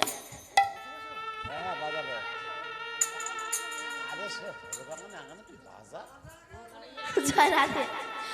তা এবার জল সাধনের পরে গৌরহরিকে সুন্দর করে সাজাতে হবে, তো গৌরহরিকে সাজালে কি করে, মালতীর মালায়ানি ঝুটি বেঁধে দিল, দিল মালায়ানি ছুটি বেঁধে দিল, মালতীর মালায়ানি ছুটি বেঁধে দিল, মালতীর মালায়ানি ঝুটি বেঁধে দিল, আরে মালতীর মালায়ানি ছুটি বেঁধে দিল, মালতীর মালায়ানি ছুটি বেঁধে দিল, পলকাতি লোকা দিয়ে গৌর পড়াইল, অলকা দিল কদিল গড়াইল, অলকাতি লোকা গোরা পড়াইল। এবার গৌরহরিকে নুপুর পরিয়েছেন, চরণে যখন নুপুর পরিয়েছে, নুপুর বাজছে, এবার জ্ঞানদাস ঠাকুর বলছে আমার গৌরহরিকে যেন অপরূপ রূপ সাজে সাজিয়েছ। এবার গৌরহরি আস্তে আস্তে গৌরহরি যেই না ঘরে ঢুকেছে, যেই না গৌরহরি এসেছে, দেখবেন বর আসলে মনে মনে সবার আনন্দ হয় না, সবাই তাড়াতাড়ি করে না, তাই সবাই বলছে বর এলো বলি পড়ে গেল সারা, বরের কবরে বলে পড়ে গেল সারা, আর বরেলো বরেলো বলি পড়ে গেল সারা, তাহা দেখে শোনা তো হলো দিশে হারা, আজকে কাজলে ভয় দিতে গেলে, আর তাহা দেখি সনাতন হলো দিশে হারা, তাহা দেখে শোনা তোর হলো দিশে হারা।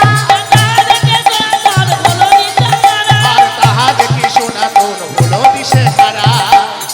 এইবার গৌর এসেছে, তো তাহলে গৌরকে বরণ করতে হবে।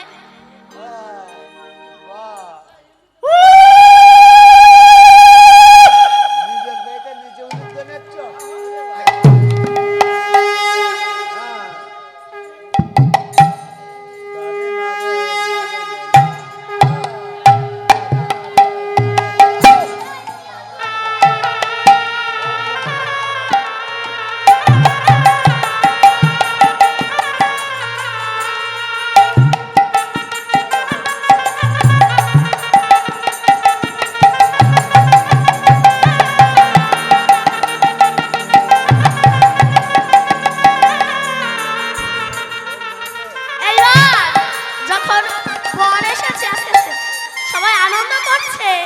আর ওদিকে প্রিয়াকে সাজাচ্ছে সবাই। আর সখীরা মিলে তখন ঠাট্টা করে বলছে, আয় প্রিয়ারে তোর পর এলো রে, টোপর মাথায় দিয়ে, টোপর মাথায় প্রিয়ার তোর বর এলো রে, প্রিয়ার তোর বর এলো, দুপুরে মাথায় দিয়া রে, দুপুরে মাথায় দিয়া। বডেলো রে পিয়ারে তোর বডেলো রে টোপর মাথায় দিয়া রে টোপর মাথায় দিয়া কোন দেবতার করলে পূজা পালি এমন বল, পূজা করলে পূজা পেলি এমন বল। ওই কোন দেবতার করলি পূজা পেলি এমন বল আমরাও তাকে পূজা করব, পাবো গৌর সুন্দর। পাবো গৌর সুন্দর প্রিয়ারে তোর বর এলো রে, প্রিয়ার তোর বর এলো রে, দুপুরে মাথায় দিয়া রে, দুপুরে মাথায় দিয়া। প্রিয়ারে তোর বডেলো রে পিয়ারে তোর বডেলো রে টোপর মাথায় দিয়া রে টোপর মাথায় দিয়া এইবার জামাইকে আনন্দ করে বরণ করে তুলেছে। এইবার এসো মালা বদনের পালা। হ্যাঁ আদেশ নেই।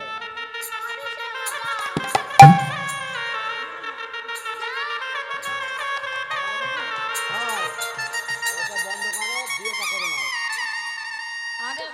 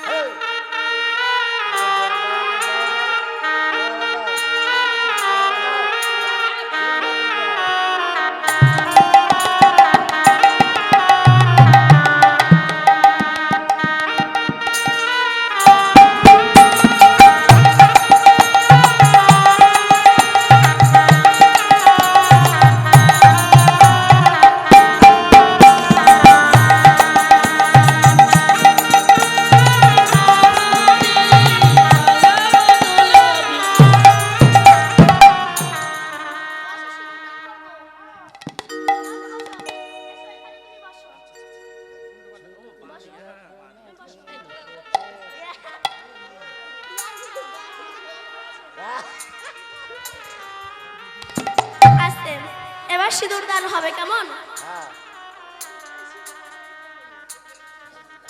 তা বিদুর প্রিয়া কি একলাই পারবে নাকি? হ্যাঁ গো?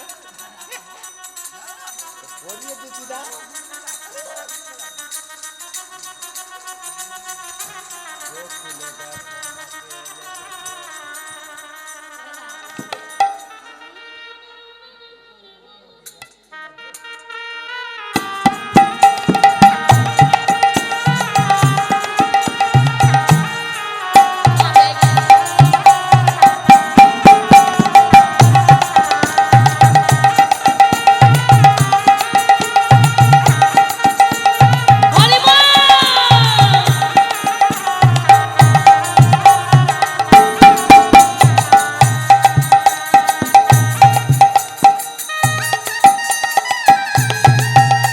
এবার বিষ্ণুপুর করতে হবে তো।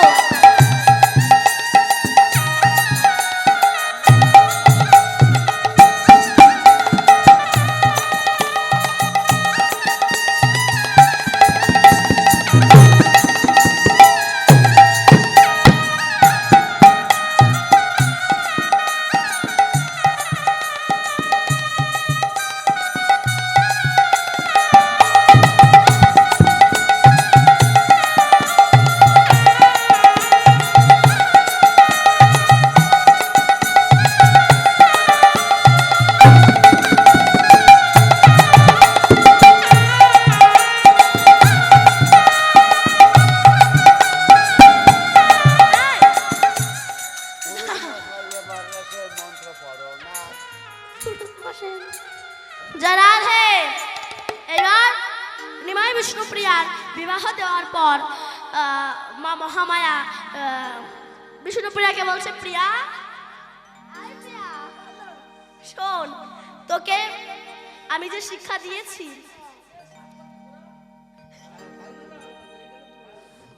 জয় রাধে। বিয়ের নিয়ম জানি না। গড়াই। ওরে বাবা রে। যাও, হাত পা ধরে নাও। হ্যাঁ।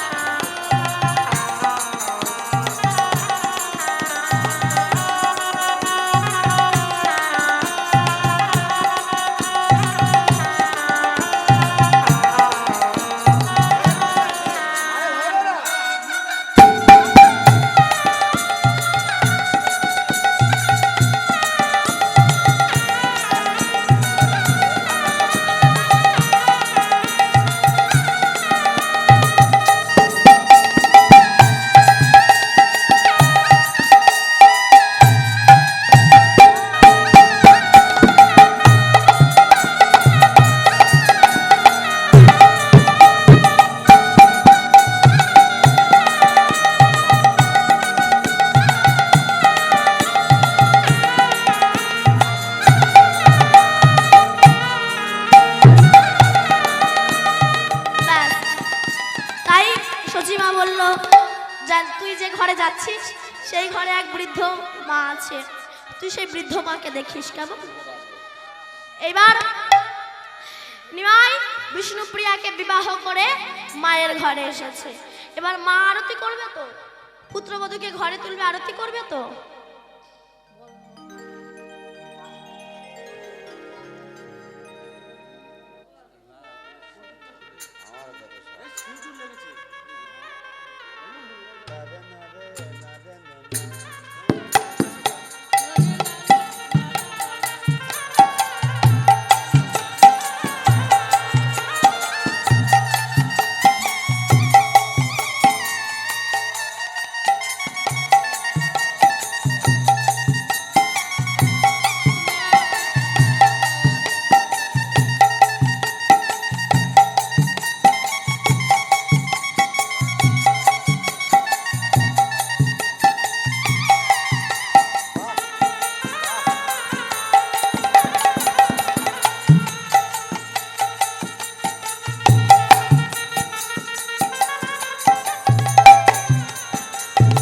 পরবর্তী দল এবার জয় রাধে। এইবার বিষ্ণুপ্রিয়া বিবাহ করে যখন উঠতে যাবে গৃহে, সেই সময় গৌরহরি ভাবছে এই বিবাহ যোগে, শুভ বিবাহ যোগে যদি কোনো অশুভ কিছু না ঘটাতে পারি তাহলে তো আমি আর বিদায় নিতে পারবো না। তাই উঠতে গিয়ে গৌরহরির পায়ে ধাক্কা লেগে গোবিন্দ এই বিষ্ণুপ্রিয়া পড়ে গিয়ে বিষ্ণুপ্রিয়ার পাটা কেটে গিয়েছে। যেই পাটা কেটে গিয়েছে সেই সময় বিষ্ণুপ্রিয়া বলছে, মা আমি যে বড় আশা করে এসেছিলাম, কাপড়টা খোলো, আশা করে এসেছিলাম যে আমি যাব, অনেক আনন্দ করে শ্বশুর বাড়ি উঠবো, কিন্তু উঠতেই আমার পায়ে যে অমঙ্গলের ছায়া। মাই বলল, তুমি কষ্ট পেও না প্রিয়া, আমি যখন আছি তোমার কিছু হবে না। এইবার বিষ্ণুপ্রিয়াকে সঙ্গে করে নিয়ে আমার গোবিন্দ ফুলসজ্জার খাটে গিয়ে বসলেন। ভক্তরা সবাই মিলে উলুধ্বনি হরধ্বনি করতে লাগলেন।